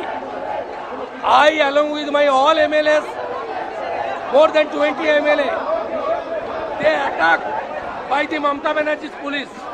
Mamata's police and Mamata are the protector of the rapist. National flag ছিঁড়েছে, শাখাপলা ভেঙেছে, সাধুদের ধুতি খুলে দিয়েছে। ছি মমতা, ছি মমতা, ছি মমতা। जैसे कि यहाँ पर शुभेंदु अधिकारी यहाँ पर बैठे हुए हैं और न्याय के लगातार गुहार लगाते हुए सुना जा रहा है। और यहाँ पर पुलिस की तरफ से भी काफी बंदोबस्त किया गया है कि आंदोलनकारी कहीं भी सेक्रेटेरिएट तक ना पहुंच पाए। जी जी ओंकार, ये तस्वीरें जो दिखा रहे हैं एक बार फिर से अपने दर्शकों को बता दें। आरजीकर मेडिकल कॉलेज में जो डॉक्टर के साथ अन्याय हुआ, उस बेटी के इंसाफ के लिए एक बार फिर से ये आवाज़ बुलंद तो की गई है, लेकिन शुभेंदु अधिकारी बीजेपी लीडर का ये आरोप है कि उनकी आवाज़ को कुंद करने की कोशिश हो रही है, इसलिए लाठीचार्ज किया गया। तकरीबन 100 लोग हैं, वो बता रहे हैं कि घायल हुए हैं इसमें, और अच्छी खासी खींचातानी भी वहाँ पर हुई है। मैं इसके थोड़े से पॉलिटिकल इम्प्लिकेशंस के ऊपर बात कर लेती हूँ। राहुल जी, आपसे शुरुआत करते हुए, ये जो तस्वीरें दिखाई दे रही हैं, ऐसा नहीं है पश्चिम बंगाल सरकार के खिलाफ या ममता बनर्जी के खिलाफ महिलाओं की सुरक्षा को लेकर इससे पहले प्रश्न नहीं खड़े हुए हों, बार बार होते रहे हैं, बार बार केसेस सामने आए हैं, एजिटेशंस भी हुए हैं, लेकिन इसका निष्कर्ष कुछ निकला नहीं। ऐसा नहीं कि ममता बनर्जी कमजोर हो गई हो। अब आप इस एजिटेशन को पॉलिटिकल कह लें या सोशल कह लें, इसका इम्प्लीकेशन कैसे रिफ्लेक्ट होगा, सवाल वही है। देखिए, ये बात तो हमेशा से होती आई है कि महिलाओं की सुरक्षा होनी चाहिए पश्चिम बंगाल में। और जिस आरजीकर जिस तरह से वो घटना हुई थी, जिस तरह से वो क्राइम हुआ था, उसके बाद संजय रॉय जो इसको अरेस्ट किया गया था, वो अभी भी जेल में भी ट्रबल मेकर है। वो जेल में भी झगड़े करना और ये सब जो है उसके बारे में आता है। और मुझे लगता है कि पश्चिम बंगाल सरकार को कानून व्यवस्था को तो ध्यान देना ही होगा। जिस तरह की वहाँ घटनाएं आमतौर पर हमारे को सुनाई देती है कि क्या किस तरह की वहाँ जो है कानून व्यवस्था की या फिर जो हिंसक घटनाएं होती हैं, तो उसको लेकर ये सवाल तो हमेशा से पश्चिम बंगाल सरकार पर बना रहा है कि उनकी सुरक्षा व्यवस्था, वहाँ की लॉ एंड ऑर्डर जो है वो बहुत अच्छा नहीं है। ये कहा तो जाता है जी, लेकिन देखिए ये जब बंगाल में जो आरजीकर मेडिकल के केस हुआ था उसके बाद ममता बनर्जी ने लॉ एंड ऑर्डर के लिए एक अपराजिता बिल लेकर आई थी राज्यसभा में, उसको पास किया था जिसमें 21 दिन के अंदर पुलिस को जांच करना अनिवार्य होगा और मौत का प्रावधान था। विधानसभा में लेकर आई थी और जो रेपिस्ट होगा उसके लिए मौत का प्रावधान तय किया था, लेकिन गवर्नर ने बिल लौटा दिया कि बहुत सख्त सजा है इसके अंदर, केंद्र सरकार की अनुमति इसको भी मिली नहीं है। तो मुझे लगता है जब वो बिल पास राज्य सरकार ने कर दिया था विधानसभा में, तो उसके अंदर रेपिस्ट के लिए बहुत कड़े प्रावधान ममता सरकार ने दिए थे। तो गवर्नर को उस बिल को भी प्रयास करना चाहिए था कि भाई अगर रेपिस्ट को तत्काल फांसी की सजा होती है, 21 दिन में जांच होती है और उसको आजीवन कारावास न होकर फांसी की सजा दी जाएगी, तो ऐसे समय में मुझे लग रहा है कि गवर्नर को इस बिल को पास करना था, लेकिन बहुत सारे ने वो वापस कर दिया राज्य सरकार को कि बहुत कड़े और बहुत मुश्किल आपने इसके अंदर प्रावधान दिए हुए, थोड़ा इसको हल्का कीजिए। तो मुझे लगता है कि ये भी एक गलत है। अगर राज्य सरकार ने कोई बिल पास किया है, कड़े कानून बनाए हैं इसके बाद ममता बनर्जी ने, और अपराजिता बिल तो इसीलिए लेकर आई थी ना ममता बनर्जी, आरजी करके जो मेडिकल की घटना के बाद अपराजिता बिल लेकर आई थी। अच्छा, एक और बड़ी खबर आ रही है, राजधानी दिल्ली से आ रही है ये बड़ी खबर। दिल्ली के जैतपुर इलाके में बड़ा हादसा हो गया है। दीवार गिरने की वजह से 7 लोगों की दर्दनाक मौत हो गई है। दीवार के मलबे में दबने के कारण इन 7 लोगों की जान गई है। दिल्ली का जैतपुर इलाका, और आप जानते हैं लगातार सुबह से आज तेज बारिश हो रही है दिल्ली में। ऐसे में जो कमजोर इमारतें हैं, घर हैं, दीवारें हैं, उनके गिरने का खतरा तो मंडराता ही है।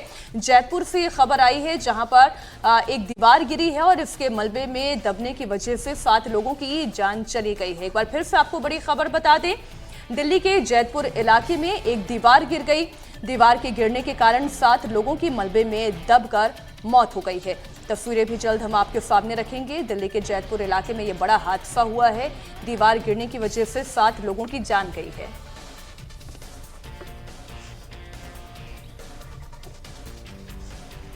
इस वक्त की बड़ी खबर एक बार फिर आपको बता दें, दिल्ली का जैतपुर इलाका जहां पर बड़ा हादसा हुआ है।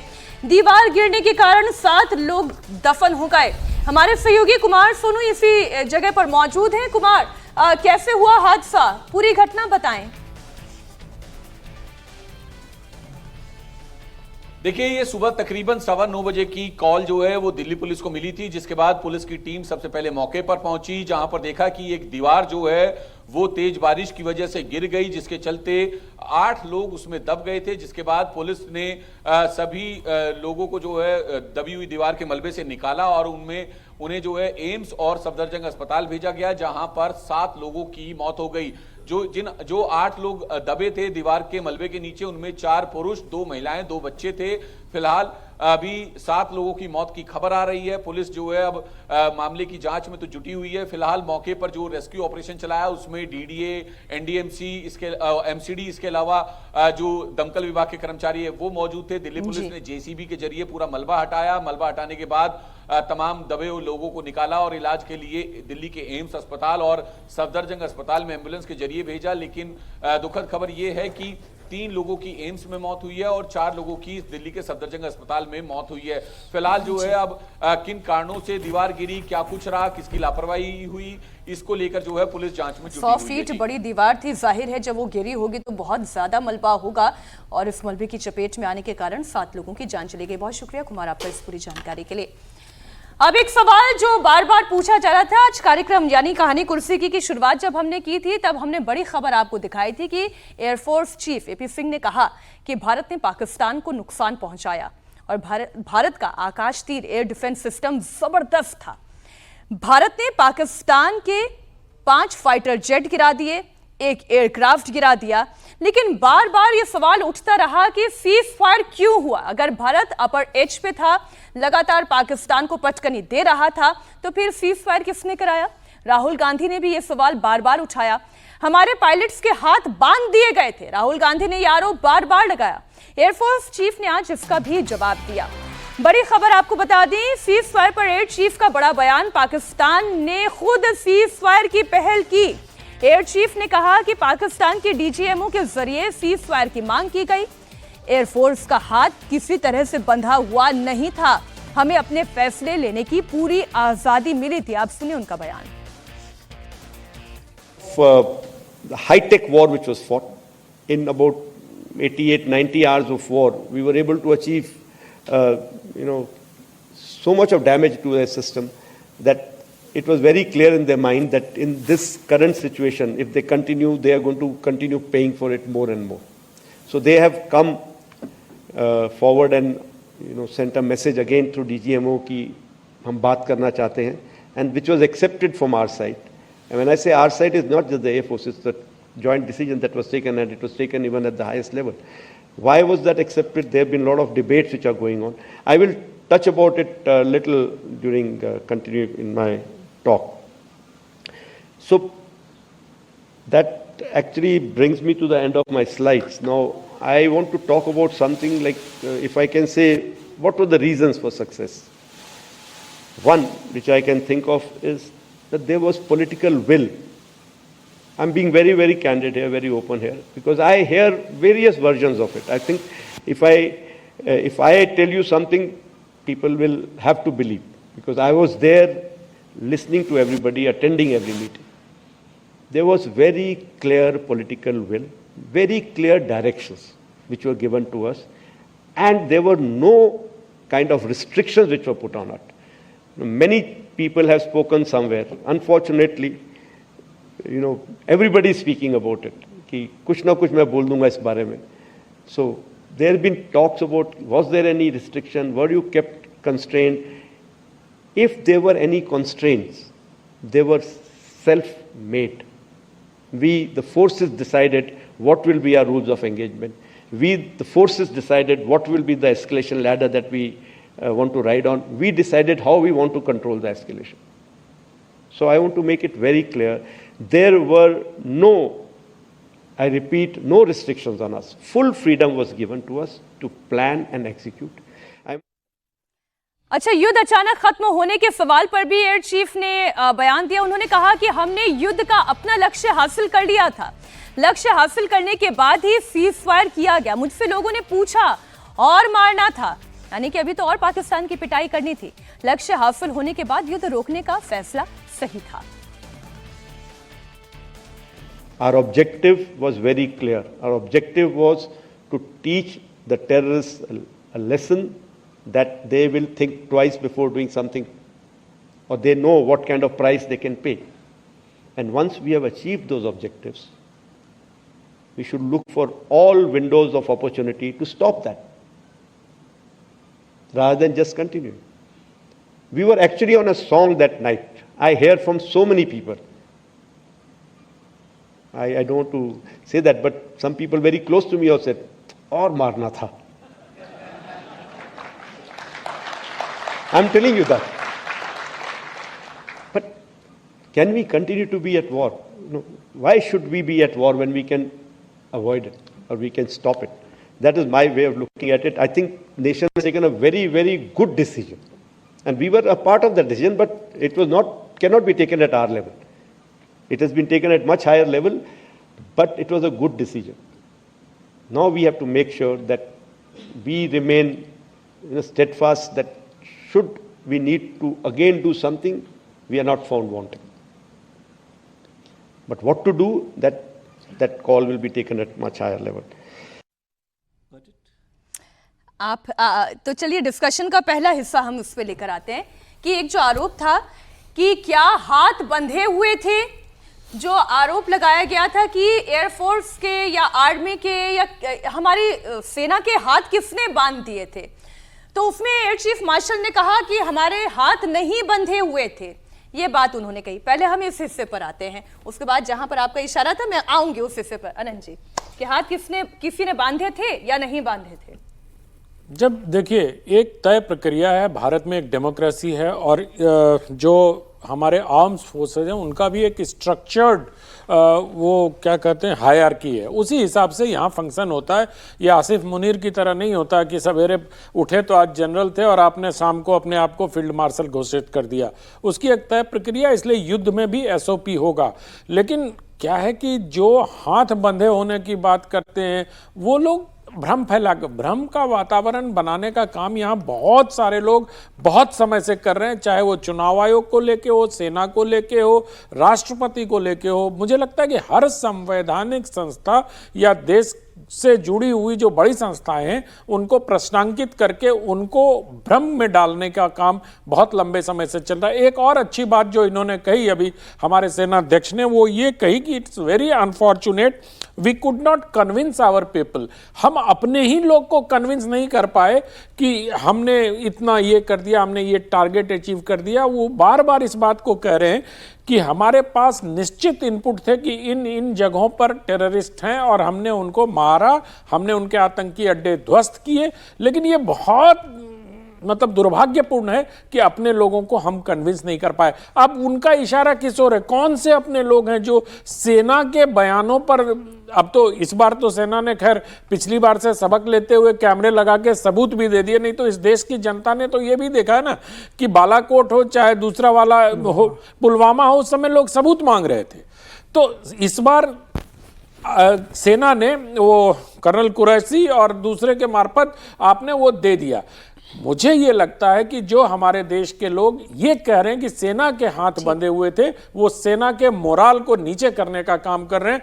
क्यों? क्योंकि जो चीज है नहीं उसका एक भ्रम का वातावरण बना के आप सेना को क्यों ही ना कहीं लेकिन अनंत जी जो आप बात कर रहे हैं, आई एम श्योर कि विजय जी का इसमें डिफरेंस ऑफ ओपिनियन होगा, क्योंकि जो एयर चीफ मार्शल के बयान का अंतिम हिस्सा था उसे आप इंडिकेट कर रहे थे, it is been decided on much higher level, उनके बयान का आखिरी हिस्सा।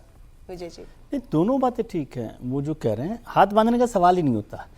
जो आनंद जी ने कहा ना, उन्होंने बहुत ठीक से इसको समझाया। आप जो हमारा सेना का स्ट्रक्चर है उसमें जो हायर जो बात वो कर रहे हैं, हायर लेवल, वो हमारी पॉलिटिकल लीडरशिप है। इसलिए मैंने कहा जब रक्षा मंत्री ने बोल दिया, मैं कोई उनका डिसरेस्पेक्ट नहीं कर रहा, जब रक्षा मंत्री ही हमारे डिसाइड करने वाले हैं या प्रधानमंत्री डिसाइड करने वाले हैं, तो जब उन्होंने बताया कि भाई ये गोल है, हमारे यहाँ सिस्टम क्या है कि जो पॉलिटिकल लीडरशिप है वो तय करती है कि आपको क्या गोल अचीव करना है, बिल्कुल है ना। ये है, सेना के हाथ बंधे होने का सवाल ही नहीं, क्योंकि उनको प्लान और एग्जीक्यूशन करना है जी। आपको कहा मीनाक्षी जी को कि भाई ये शो आपको करना है, अब शो आपको कैसे करना है ये आपको तय करना है। तो सेना के हाथ बंधे होने की संभावनाएं कहीं नहीं होती हैं, और ये बेकार की बात है कि सेना के हाथ बांधेगी, क्योंकि सेना प्लान और एग्जीक्यूशन पर रहती है। लेकिन सेना के हाथ बंधे होने का क्या मतलब होता है? यदि मतलब इसको दूसरे तरह, इसको डिसरेस्पेक्ट की तरह से और सवाल की तरह से नहीं, यदि हम एयर चीफ साहब से जो कह रहे थे कि और लोगों को और कह रहे थे कि और मारना था, यदि इसी सवाल को मैं एयर चीफ साहब से दूसरी तरह से पूछूं कि आपका क्या मन था,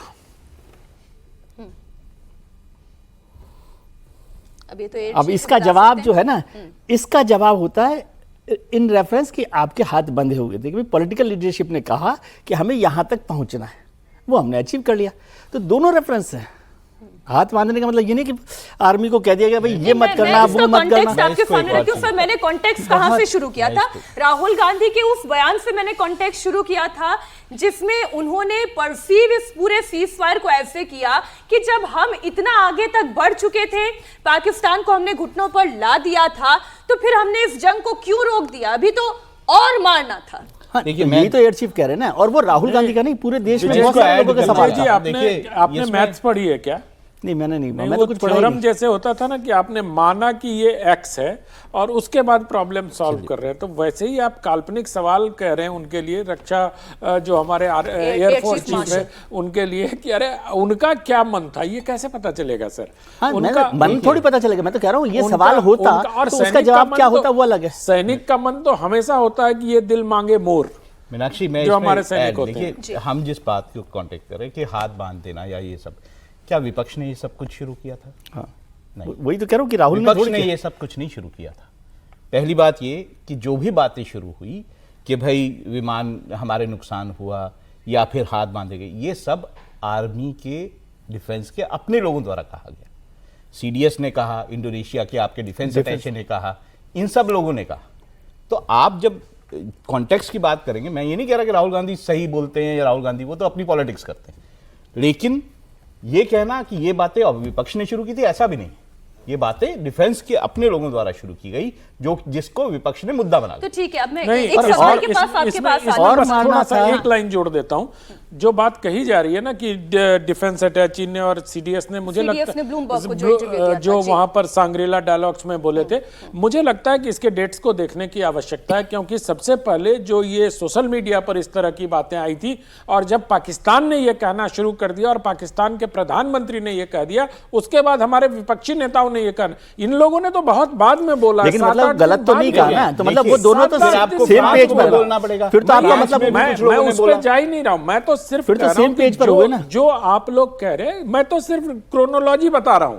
अभी कहा गया कि पहले सेना के लोगों ने बताया फिर विपक्ष ने बताया, मैं कह रहा हूं ऐसा नहीं है, पहले विपक्ष ने बताया लेकिन चलिए फिर सेना के इसको लोग। मान लें तो मतलब सेम पेज पर है ना दोनों लोग, सेना भी और विपक्ष के नेता भी। और मैं ये- दूसरी बात कहूं, और मारना था जो डायलॉग है वो भारतीय जनता पार्टी के समर्थकों का दबाव था, विपक्ष का दबाव नहीं था। और कोई इसमें गलत कोई देशद्रोह थोड़ी है ये, और मारना था एक इच्छा होती कि भाई हम इतने ताकतवर हैं। और मारना वाली उसको- बात पे तो मैं जा ही नहीं रहा हूं, मैं तो ये कह रहा हूं जो लोग ये कह रहे हैं कि भारत के 5 विमान गिराए गए थे और जो इस नैरेटिव को आगे बढ़ा रहे हैं, मैं सिर्फ पाकिस्तान के इस नैरेटिव को आगे बढ़ाने वालों को प्रश्न खड़ा कर रहा हूं उन पर कि उन्होंने किस प्रकार से ये गणना की कि 5 विमान गिराए गए और किस प्रकार से ये जाना कि भारतीय सेना को नुकसान हुआ। प्लीज, ये पाकिस्तान का प्रोपेगेंडा है जो इंटरनेट मीडिया / सोशल मीडिया पे चलता है, उसके ट्रैप में फंस के विपक्षी नेताओं ने ऐसा काम किया जो कि घनघोर तरीके से आपत्तिजनक है। नहीं, लेकिन आपकी इसका बात जवाब बिल्कुल सर सही है। सॉरी, देखिए, इसका मैं फिर- जवाब राजनाथ सिंह जी ने दे दिया कि युद्ध में नुकसान होना इंपॉर्टेंट है ही नहीं। और जब राजनाथ सिंह जी रक्षा मंत्री ये बात कह रहे हैं, इसको मतलब वो सपोर्ट कर रहे हैं इस बात को, इसको रिजेक्ट नहीं कर रहे साइड। और युद्ध में तो नुकसान होता है, इसमें क्या मतलब युद्ध में नुकसान होना कोई ऐसी बात है क्या जिसको लेकर हमने इशू बनाया? मेरा एक प्रश्न है नहीं, जब कि रक्षा आप मंत्री ये कहते कह हैं रहे कि हों, विपक्ष रक्षा मंत्री और ये कह रहे सेना हों, सेम पेज पर है, तो सेना तो ये कह रही है कि पाकिस्तान ने भारत के खिलाफ भारत के एयरबेस, भारत ने तो पाकिस्तान के एयरबेसेस को निशाना नहीं बनाया था, उन्होंने तो आतंकी मरकजों को निशाना बनाया था, लेकिन पाकिस्तान ने भारत के एयरबेसेस को निशाना बनाने की कोशिश की। और जब विपक्ष के नेता ये कहने लगे कि पाकिस्तान को क्लीन चिट दे दें कि अभी तो कोई प्रूफ सामने नहीं आया, चिदम्बरम ने क्या कहा था सर, भारत की सेना के साथ विपक्ष एक पेज पे कैसे है? मैं तो आपसे इन क्रोनोलॉजी फिर ये सवाल पूछूंगी, क्रोनोलॉजी आप फिर वहीं पर आ रहे हैं। जो चिदम्बरम ने कहा, क्या वो कहा चिदम्बरम ने? चिदम्बरम जी ने यही तो बोला ना कि भारत ने जो आरोप लगाए हैं पाकिस्तान पर, पाकिस्तान में आतंकी मरकजों में जो आतंकी पल रहे हैं, इसका क्या प्रूफ है? उन्होंने ही पहलगाम ये तो अटैक किया। अलग इशू है, वो तो इशू ही अलग है, उस पर तो सब लोगों ने बात ही कर ली, भाई उस पर साथ नहीं है। मैं बात अभी जो हो रही थी, आप पता नहीं क्यों रक्षा मंत्री जी पर भरोसा नहीं करते। नहीं, रक्षा मंत्री की बात नहीं विजय जी, मुझे समझ में नहीं आता कि रक्षा मंत्री से बड़ा कोई है इसमें। मैं परसेप्शन की बात कर रही हूं। परसेप्शन क्या, फैक्ट्स की बात कर रहा हूं मैं, फैक्ट्स के आगे परसेप्शन थोड़ी बहुत काम बढ़िया कहा कि नुकसान होते हैं युद्ध में, और दोनों इसको तरफ क्यों के इशू नुकसान बनाना? होते हैं। दोनों तरफ से नुकसान होते हैं, ये मानता हूं, पर जब आप क्वांटिफाई कर देते हो ना उसको कि भाई 5 मारे गए, इतने वो डेफिनेट ठीक है, लेकिन इसको इशू बनाने की आनंद कोई जी, बात अगर आप याद इसको हर्ट करें- होने की जरूरत आनंद जी, नहीं है। ठीक है सर। सिंदूर के दौरान अगर आप याद करेंगे तो सबसे पहले रफेल की बात हुई, रफेल गिरा दिया गया, रफेल ये बात तो होनी शुरू हुई, पाकिस्तान की तरफ से होनी शुरू हुई। चलिए Exactly. ठीक है, उसके बाद Exactly. कौन कूदा? फ्रांस के कोई लोग कूदे, हाँ। ठीक है, उन्होंने ये कह दिया कि अच्छा ऐसा हो सकता है। बात पॉलिटिक्स की, जहां पर 25 सीटों की टीफ राहुल गांधी को परेशान कर रही है। 25 सीटें और जीत जाते तो राहुल गांधी को लगता है कि देश के प्रधानमंत्री वो होते। 24 में 25 वाला खेला हो गया। अगर नहीं हुआ होता तो राहुल गांधी के हाथ में देश की बागडोर होती। पिछले 3 दिनों से राहुल गांधी 25 सीटों की रट लगा रहे हैं। हालांकि वो शुरुआत 15 सीटों से हुई थी, वो 25 तक आ गई है। दावा यह है कि 25 सीटों की वजह से मोदी प्रधानमंत्री हैं और ये वो सीटें हैं जहां जीत का अंतर 35,000 या इससे कम है। राहुल गांधी को लगता है कि अगर इन 25 सीटों का इलेक्ट्रॉनिक डेटा उन्हें मिल जाए तो वो ये साबित कर देंगे कि देश का चुनाव चोरी हुआ है। देश की मौजूदा सरकार गैर संवैधानिक है। राहुल गांधी ने बेंगलुरु सेंट्रल लोकसभा सीट के महादेवपुरा विधानसभा में वोटर्स का बकायदा एनालिसिस करने का दावा किया और इसी के आधार पर वो ये कह रहे हैं कि ऐसी ही गड़बड़ियां देश भर की तमाम सीटों पर हुई हैं। कहीं डुप्लीकेट वोटर्स है, कहीं फेक एड्रेस है, कहीं फॉर्म 6 में गड़बड़ झाला है, तो कहीं बल्क वोटर्स वाला घपला है। अब समझना ये है कि वो कौन सी 25 सीटें हैं जो राहुल गांधी को सोने नहीं दे रही। आप पहले राहुल गांधी का दावा सुनिए। याद रखिए, नरेंद्र मोदी 25 सीट की मार्जिन से प्रधानमंत्री हैं। एक सीट हमने दिखा दी कि चोरी हुई है। 25 सीट वो 35,000 या कम वोटों से जीते हैं। अगर हमें इलेक्ट्रॉनिक डेटा मिल जाए हम साबित कर देंगे कि हिंदुस्तान का प्रधानमंत्री चोरी करके प्रधानमंत्री बना है। हमें एक सीट की सच्चाई निकालने के लिए 6 महीने लगे, मगर अगर आपने हमें डेटा नहीं दिया तो हम ये काम एक नहीं 10, 15, 20, 25 सीटें में भी कर सकते हैं।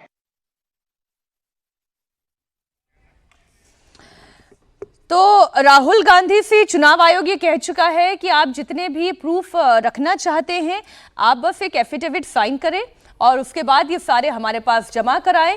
हम इसका निरीक्षण करेंगे, क्या सही है क्या गलत है वो साबित करेंगे। इलेक्शन कमीशन लगातार ये कह रहा है कि आप केवल आरोप लगा रहे हैं, उसे तथ्यात्मक रूप से साबित नहीं कर पा रहे हैं। लेकिन मैं ये 25 सीटों का गणित समझना चाहती हूँ। ये 25 सीटें, समीर जी आपसे शुरुआत करते हैं। 25 सीटें कौन सी है जो राहुल गांधी या विपक्षी दल जीत सकता था लेकिन जीत नहीं पाया और इन 25 सीटों में ही घपला हुआ? देखिए मीनाक्षी जी, उसमें बहुत दिमाग लगाने की जरूरत नहीं है। मैं राहुल गांधी को 25 सीटें दे देता हूं।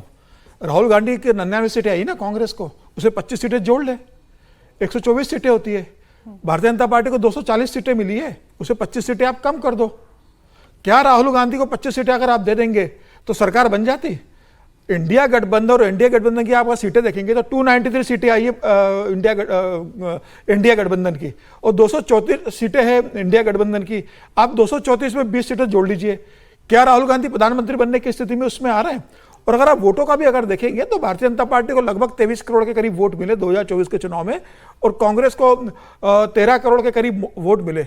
भारतीय जनता पार्टी और कांग्रेस के वोट का प्रतिशत, वोट अगर देखें 9.5 करोड़ भारतीय जनता पार्टी को ज्यादा वोट मिले। वोट प्रतिशत भी अगर आप देख लेंगे तो दोनों के बीच में 15% का मार्जिन है। कांग्रेस को कुछ 21 या 22% के करीब वोट मिला है, भारतीय जनता पार्टी का 36% के करीब वोट है। 15.5% का वोट बैंक का फर्क है और लगभग 10 करोड़ वोट का फर्क है। राहुल गांधी 1 करोड़ वोट ले भी ले चलो कि 1 करोड़ फर्जी वोटिंग हो गई है। क्या राहुल गांधी उस स्थिति में प्रधानमंत्री बनने की स्थिति में है? ठीक है, यह कहा जा सकता है कि भाई भारतीय जनता पार्टी की सीटें 240 हो गई है, 303 से कम हो गई, 141 सीटें भारतीय जनता पार्टी की कम हो गई पिछले चुनाव से। लेकिन भारतीय जनता पार्टी क्या 25 सीटें गंवाने से प्रधानमंत्री नहीं बना पाती? तो राहुल गांधी को ये वास्तविकता जमीनी देखना चाहिए ना कि आप क्या आंकड़े लेकर आ रहे हो, किस तरीके से आप बात कर रहे हो। और राहुल गांधी को था कि प्रधानमंत्री वोटों की चोरी कर रहे हैं, भारतीय जनता पार्टी चोरी करती है। तो आप एक उदाहरण देखिए कि जब दिल्ली विधानसभा का चुनाव आया था, प्रधानमंत्री मोदी दिल्ली जीत पर भारतीय जनता पार्टी के मुख्यालय दीनदयाल उपाध्याय मार्ग पर पार्टी कार्यकर्ताओं को संबोधित करने आए थे। उस संबोधन में प्रधानमंत्री मोदी ने कहा था कि दिल्ली जीत का जिक्र करते हुए कहा था कि आज हमने एक और लोकसभा सीट जीत ली है और उन्होंने नांदेड़ सीट का जिक्र किया था कि नांदेड़ के लोकसभा उपचुनाव में हम जीते, जबकि उस समय भारतीय जनता पार्टी कुछ वोटों से आगे थी। और रात को जब 12 बजे परिणाम घोषित हुआ तो भारतीय जनता पार्टी 150 वोटों से वो सीट हार गई। मतलब प्रधानमंत्री कह रहे हैं कि हम वो सीट जीत गए हैं और उसके बाद वो सीट भारतीय जनता पार्टी हार जाती है। तो क्या राहुल गांधी जो कहते हैं कि भाई मैनेज सीटें होती है, तो क्या नांदेड़ सीट प्रधानमंत्री के कहने के बाद मैनेज नहीं हो सकती थी? सर, अगर ये सीट मैनेज भी हुई है जैसे राहुल गांधी आरोप लगा रहे हैं, इलेक्शन कमीशन इसकी जांच क्यों नहीं कर लेती है? आनंद जी, इलेक्शन कमीशन ये जांच कर ले और वो इलेक्शन कमीशन अगर एफिडेविट मांग रही है तो फिर राहुल गांधी एफिडेविट दे दे और उसके बाद जितने प्रूफ है वो सारे जमा कर दें। देखिए, मैं दोनों की तरफ से ये सवाल है। ये काम इलेक्शन कमीशन भी कर सकता है, ये काम राहुल गांधी भी कर सकते हैं, एफिडेविट वो भी दे सकते हैं और स्वतंत्र जांच इलेक्शन कमीशन भी कर सकती है। लेकिन दोनों ऐसा लग रहा है ईगो की लड़ाई लड़ रहे हैं। राहुल जी ने तो स्पष्ट रूप से कह दिया है कि उन्होंने संविधान की शपथ संसद में ली है, इसलिए लिहाजा वो उनसे कोई शपथ पत्र मांग नहीं सकता और इंडोर्समेंट उनकी बहन ने भी किया इस बात का। कल को सुप्रीम कोर्ट में कोई केस होता है, अभी जिस प्रकार से वो सुप्रीम कोर्ट जा रहे हैं तो वहां भी वो इस बात को कह सकते हैं कि हम शपथ पत्र नहीं देंगे क्योंकि मेरा वचन ही मेरा शासन है। तो मुझे लगता है कि राहुल जी ने इस मुद्दे को बहुत उलझा दिया है। रही बात इलेक्शन कमीशन की जांच कराने की, जांच की एक तय प्रक्रिया है, उस प्रक्रिया से वो डेविएट नहीं कर सकता। ये बात सब लोगों को समझनी होगी कि उनके यहाँ, हाँ, कानून में बदलाव करा दीजिए, वो उसी हिसाब से जांच करा देगा। क्या इलेक्शन कमीशन को किसी भी एक्ट में ये अधिकार है कि वो सुओ मोटो एक प्रेस कॉन्फ्रेंस पर जांच बिठा सकता है? अगर ऐसा है तो तत्काल प्रभाव से ईसी को एक जांच बिठानी चाहिए। रही बात राहुल गांधी जी के किस किस आरोप की जांच होगी, महाराष्ट्र में 1 करोड़ वोटर बढ़ जाते हैं, बिहार में 65 लाख वोटर कट जाते हैं, आपत्ति महाराष्ट्र पर भी होती है, आपत्ति बिहार पर भी होती है, अच्छी बात है, विपक्ष का काम है। अभी हम लोग बात कर रहे थे कि विपक्ष का काम है सवाल उठाना, आप सवाल उठाओ, पर सवाल को संस्थाएं भी उसी गंभीरता से लेंगी, ऐसा मुझे लगता है कि जो कानून सम्मत नहीं होगा उसको संस्थाएं उस गंभीरता से शायद लेने में सक्षम नहीं हो। चुनाव आयोग को, लेकिन जिस प्रकार से चुनाव आयोग ने अभी अभी कर्नाटक, प्रहलाद जोशी ने एक ट्वीट किया है, उसमें डीके शिव कुमार को एक पत्र लिखा है चुनाव ने, वहां के लोगों ने, कि भैया आप हमें कुछ डॉक्यूमेंट तो दे दो, जो आपने कागज देने थे वो तो दे दो।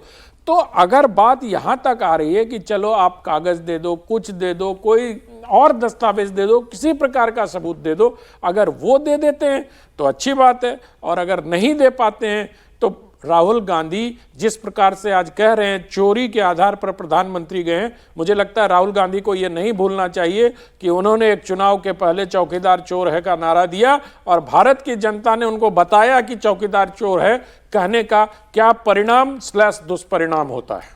अच्छा, शरद पवार ने भी अभी रिसेंटली मैं बयान देख रही थी, तो एक बयान विजय जी शरद पवार ने भी दिया। उन्होंने कहा कि 2 लोग, उन्होंने महाराष्ट्र विधानसभा का जिक्र करते हुए कहा कि 2 लोग मेरे पास आए थे, उन्होंने 160 सीट की गारंटी दी, लेकिन जब रिजल्ट आया 288 सीटों का तो मैं दंग रह गया, मैं हैरान रह गया।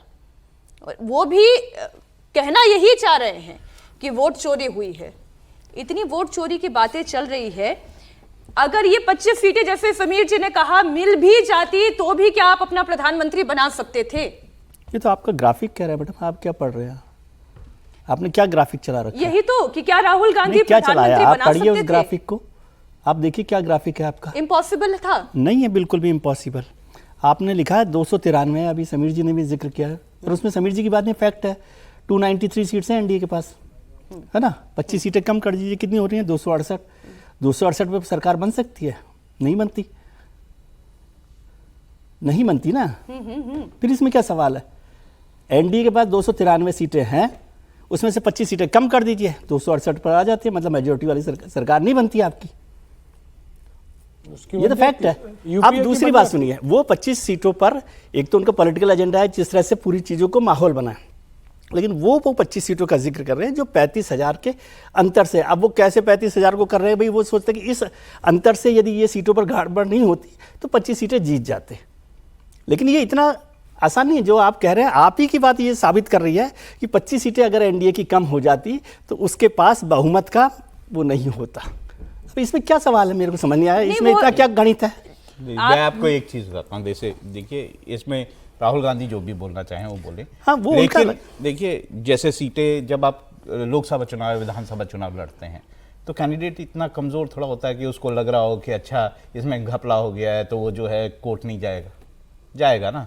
यहाँ पे जिन सीटों की बात हो रही है 10,000 के मार्जिन से जो है वो 5 सीटें हैं, उसके बाद जो है 15,000 के मार्जिन से अनदर 7 सीटें हैं, ऐसे ऐसे अलग है 20,000 के मार्जिन से फिर 4 सीटें हैं, फिर ऐसे एक पूरा डेटा है। अच्छा, ये तो आप इसमें बताइए तो क्या कांग्रेस के इतने लोगों बड़े का- लेवल पर सर क्या रिगिंग हो सकती है? बहुत मुश्किल होता है। नहीं, देखिए ये तो मैं अलग कोई सवाल, इलेक्शन रिगिंग का सवाल ही नहीं है। मैं कह रहा हूँ कमीशन उस तरह का अपना सवाल तो पॉलिटिकल मैं एजेंडा पूछूंगी का। ना, ये उनका पॉलिटिकल एजेंडा नहीं, है, लेकिन कॉमनर्स को ये तो समझ में आना चाहिए। आज जो दर्शक कहानी कुर्सी की देख रहे हैं, इतने बड़ी रिगिंग की बात कर रहे हैं राहुल गांधी। उन्होंने 15 से शुरू किया, 25 पर पहुंचे, कल को हो सकता है प्रेस कॉन्फ्रेंस करे 50 सीटों पर वो ये बात कहने लगे। कमियां होना कोई धांधली का वो नहीं होता कि कमी अगर कोई चीज है तो मैं- वो कोई मैं- धांधली मैं- का लेकिन प्रूफ वो तो नहीं है। रिगिंग कह रहे हैं ना सर, वोट की उनके- चोरी हुई है, मैंने वो ये कहा कह ना, रहे हैं। राहुल गांधी उनके क्या आरोप कहते में हैं उससे कोई उस पे फर्क नहीं आप पड़ रहा ना। छोड़ दीजिए। राहुल गांधी मैं अपनी एक पॉलिटिक्स चीज के सर, लिए या जो आप भी बातें लोगों करते से- जवाब आ जाए। हैं उसको छोड़ दीजिए, लेकिन ये ऐसा भी नहीं है कि इलेक्शन कमीशन कोई होली काव है, उसको छूना नहीं चाहिए।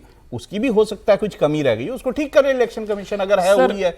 दूसरा, इतने जो आपने कहा इतने बड़े पैमाने पर कोई रिगिंग नहीं होती है, और इतने सारे पॉलिटिकल वर्कर होते हैं, इतने सारे वहां पर कैंडिडेट के वर्कर होते हैं, ऐसा नहीं सर, होता। इतना बड़ा बयान है राहुल गांधी, ये कह रहे हैं कि चोरी से प्रधानमंत्री बने हैं। मैं सिर्फ एक चीज जानना चाहता हूं कि अगर एनडीए की सरकार नहीं बन रही है 25 सीट से, तो क्या राहुल गांधी प्रधानमंत्री बन जा रहे हैं क्या?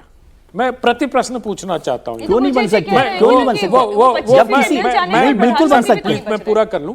तो क्या उनको 25 सीट मिलने से, मैं इसलिए कहता हूं कि राहुल गांधी जब आरोप लगाते हैं तो अति उत्साह में वो हास्यास्पद हो जाते हैं। वो ठीक है कि ये आंकड़े कह रहे हैं कि एनडीए की सरकार नहीं बन पाएगी 4 वोटों से, लेकिन क्या कुछ ऐसे सीट नहीं है जो राहुल गांधी को प्रधानमंत्री बना दे रहे हैं? क्या राहुल गांधी प्रधानमंत्री बन जाएंगे? चलिए 124 पर, अरे जब मनमोहन सिंह पहली बार प्रधानमंत्री बने थे तब भी 124 से ज्यादा सीट थी, 131 या 43 सीट कुछ ऐसी 143 सीटें थी। तो इसीलिए मैं कहता हूं कि हास्यास्पद बातें नहीं करनी चाहिए। अगर आप दूसरे के आंकड़ों पर सवाल उठा रहे हैं तो आपको स्वयं के आंकड़ों पर भी सवाल उठा के पहले इसका आकलन कर लेना चाहिए, उसके बाद प्रश्न करना चाहिए। मुद्दा ये है ही नहीं, मुद्दा ये है ही नहीं कि राहुल गांधी प्रधानमंत्री बनेंगे। उन्होंने और आपकी ग्राफिक में ये साबित कर दिया कि आप 25 सीटों बहुमत पर नहीं आते अगर 25 सीटें कम हो जाती। बेसिक सवाल ये। और क्यों नहीं हो सकते कॉम्बिनेशन? आप क्या करते हो अपनी सेफ साइड से, आपने 25 सीटें कांग्रेस में जोड़ी है और वहां 25 सीटें एनडीए में कम कर रहे हैं। वो बाकी जो एनडीए में नहीं है, आप एनडीए में जोड़ लो तब भी सरकार नहीं, मेरी बात सुनिए, जो एनडीए में नहीं है वो एंटी एनडीए क्यों नहीं हो सकते? वो ग्रुप पूरा का पूरा हो जाता। नहीं, फिर तो हेतु मजबूत में बात कर रहे हैं ना। इसीलिए मैंने कहा कि आपने शायद मैथ्स की पढ़ाई की है। मैंने तो कोई पढ़ाई नहीं की। जब हम प्रमेय सॉल्व करते हैं तो वो एक चीज मान लेते हैं कि माना कि ऐसा था, उसके आधार पर हम करते हैं। मैं राहुल जी, आपने नहीं पढ़ी होगी तो हो सकता है राहुल जी ने मैथ्स पढ़ी होगी सर, उसी आधार पर वो ये बातें कर रहे हैं। काल्पनिक चीजें राजनीति में नहीं चल सकती हैं, क्योंकि आप जब काल्पनिक कहां है सर? 268 पर है एनडीए। मैं सिर्फ इतना जानना चाहता हूं, एक बात और बता दीजिए राहुल जी, आप आंकड़े बता रहे थे, थोड़ा हमारा ज्ञानवर्धन कर दीजिए कि जिस प्रकार से उनके 25,000, 5,000, 10,000 सीटें कम है, वैसे बीजेपी के लोग भी तो हारे होंगे। एक उम्मीदवार तो मैं ही जानता हूं, मुजफ्फरनगर से संजीव बालियान सिर्फ 20,000 से हारे। हाँ तो वो तो है ही। तो वहां रिगिंग नहीं हुई। मैंने तो कहा ही नहीं, तो ये सवाल बीजेपी करेगी ना। शायद आपने मुझे सुना नहीं। नहीं, मैंने पूरा बहुत ध्यान से सुना सर, आपको ध्यान से इतने लंबे जितनी वो बातें कर रहे हैं वैसी रिगिंग कहीं नहीं हो सकती। पॉलिटिकल वर्कर्स ग्राउंड पे होते हैं, सब जगह होते हैं, और जो कैंडिडेट चुनाव लड़ता है वो इतनी आसानी से छोड़ता नहीं है अगर उसको शक हो रहा हो कि अच्छा इसमें गड़बड़ी हुई। रात को 12-12 बजे तक आज जिनको पते में 0000 और फोटो नहीं दिख रहा है, चुनाव के ठीक पहले उन्हीं राजनीतिक दल के सारे कार्यकर्ताओं को सारी वोटर लिस्ट दी जाती है, उस समय वो क्यों नहीं दिखा? मेरा प्रश्न तो ये है। ये भी प्रश्न है कि इलेक्शन कमीशन जिस तरह से डेटा देता है उसे मैच करना भी मुश्किल है।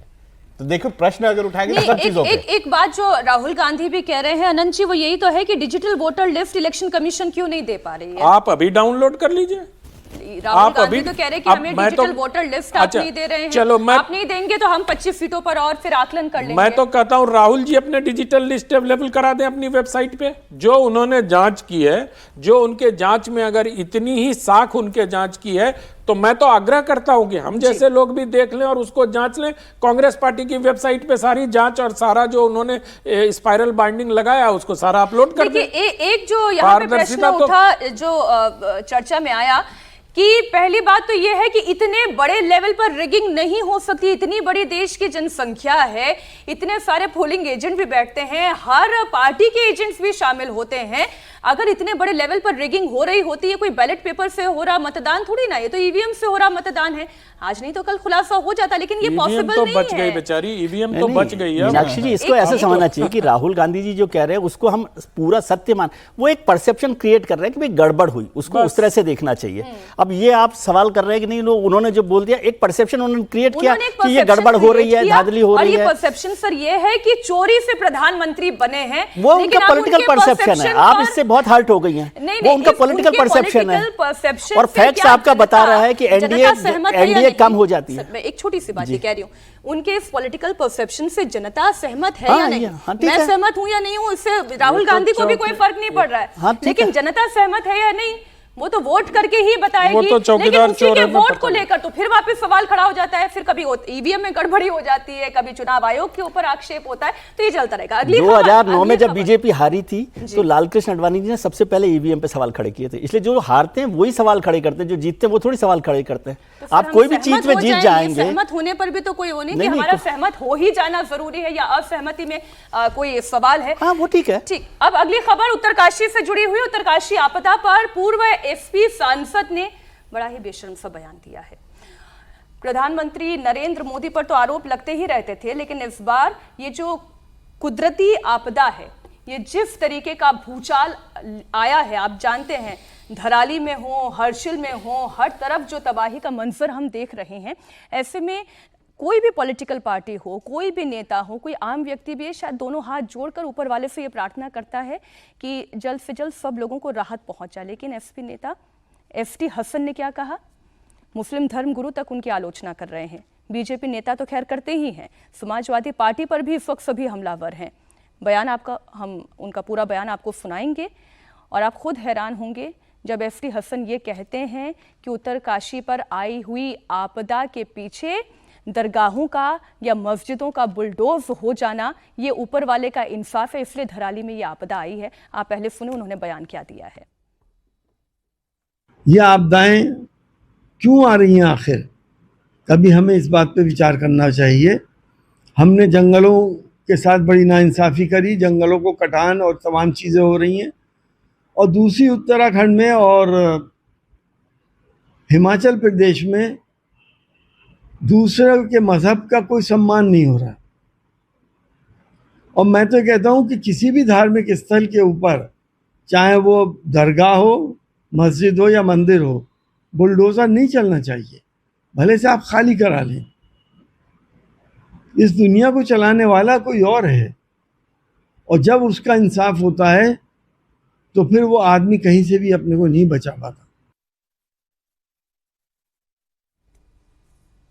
समाजवादी पार्टी के वरिष्ठ नेता बोलते हैं, जिन्होंने इससे पहले किस प्रकार से कांवड़ियों की तुलना आतंकियों से भी की है।